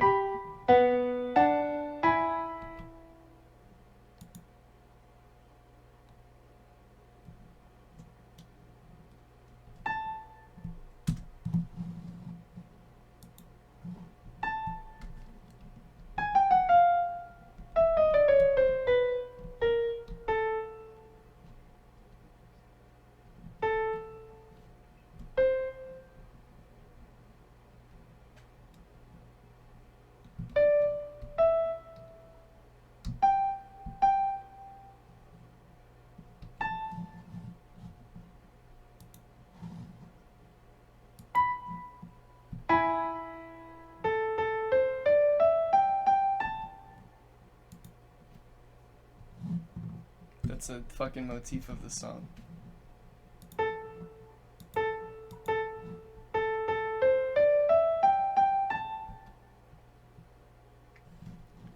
A C D E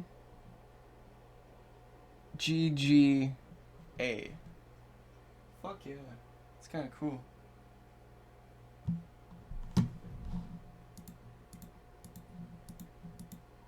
I forgot I was filming for a second. I can't say those words.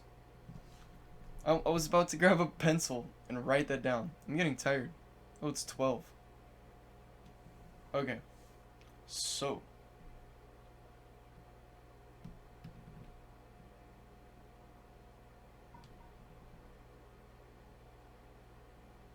Yeah.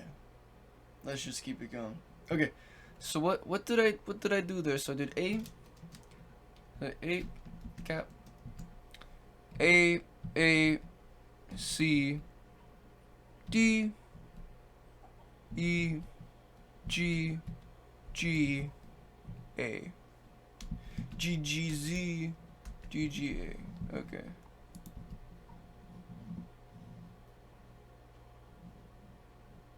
And it's kind of like it's definitely like a motif or something. That's the motif. You just hear dun, dun, dun, dun. A motif is like the character of the song. It's like the identity of the song. So it's like, okay, I heard that. Dun, dun, dun, dun, dun, dun, dun. That is the song.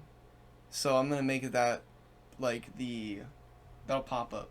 That'll be the song. Okay.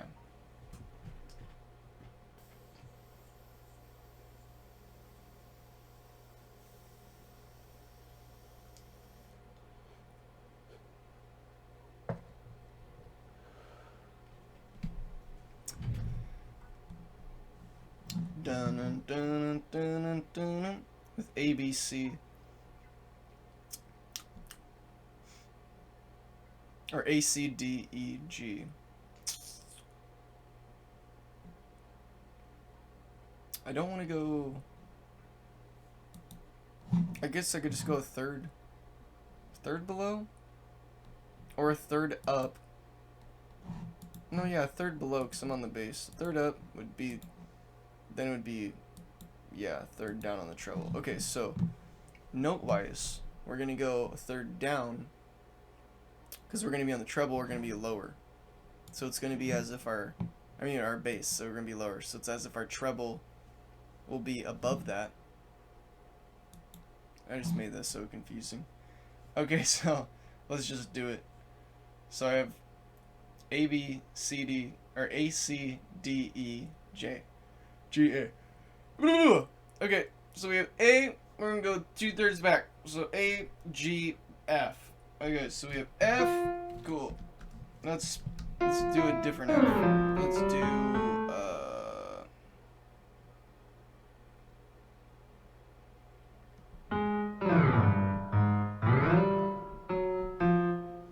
that's an F. Yeah. Because I had to think for a sec. Okay.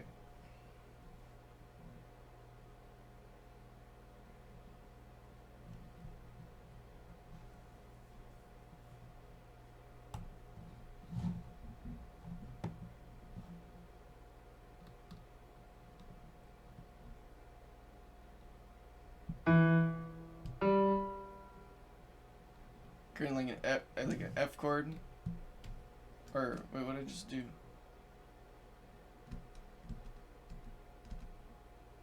Okay, so I'm gonna do the F.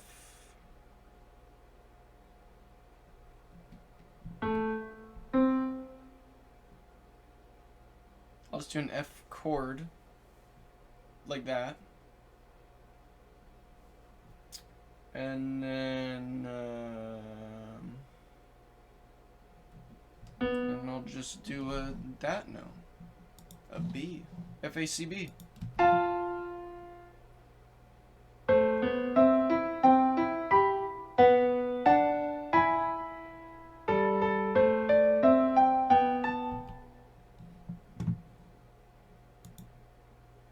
I'm gonna counterpoint that right away. That's just the groove. But I'm not gonna do A. I am gonna go up a third. So I'm gonna do C. So do C. I'm gonna do C down here.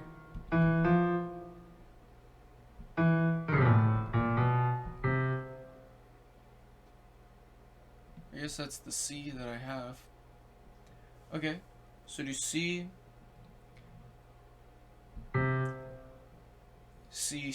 E, F,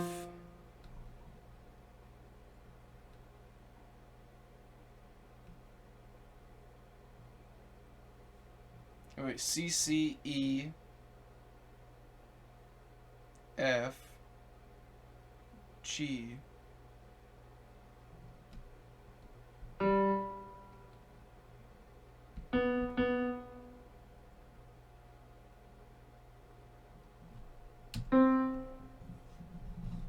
okay, just sing it one more time. I did C, E, F, G, B, C.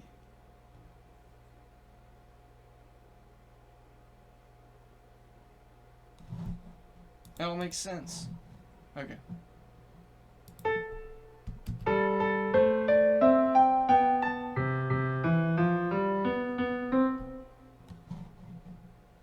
Oh yeah.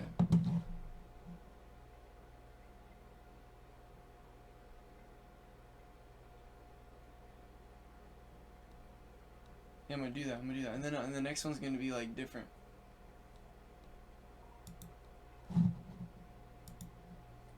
Okay, so now that I did C, it's kind of like a major thing again, like a major jingle there, because it's just, yeah. Okay, so let's think.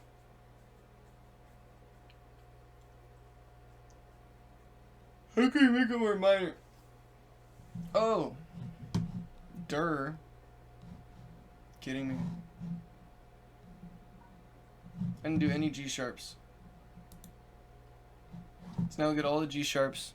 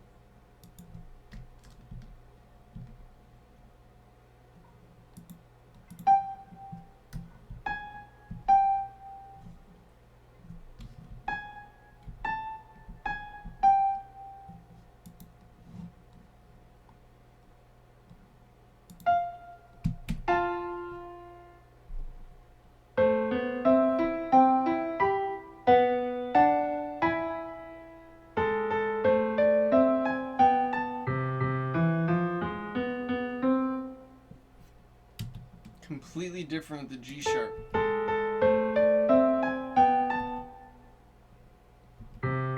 Wait a second.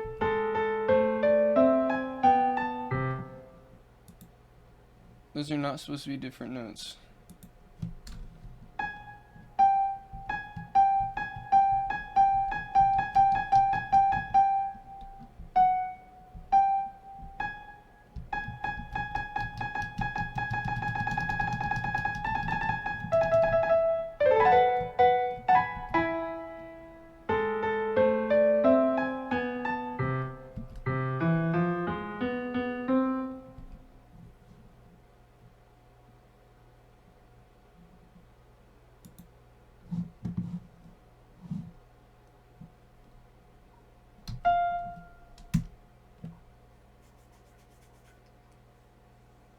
Okay. Whoa. Man, I'm getting so tired. I went over some cool stuff. I'm gonna finish this.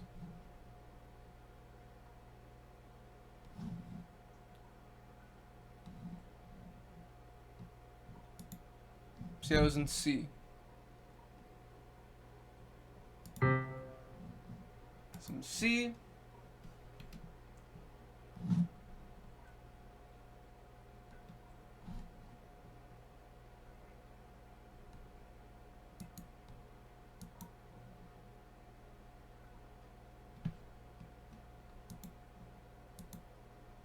I just hit a bunch of stuff, and I don't know how I did that, but I mean, I guess. Sure. Okay.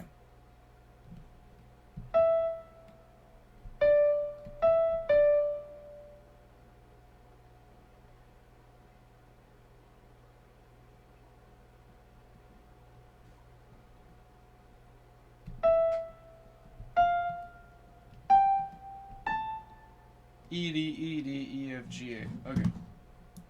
Let's see what that does. Oh, whoops, I did not mean to do that.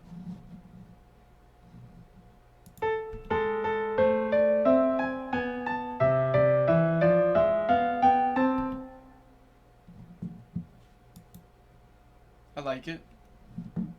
Good enough for me. And goodbye, world. It was good enough for me.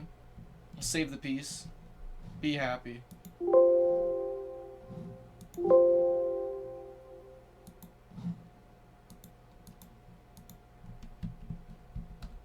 Be happy, point oh. Good night.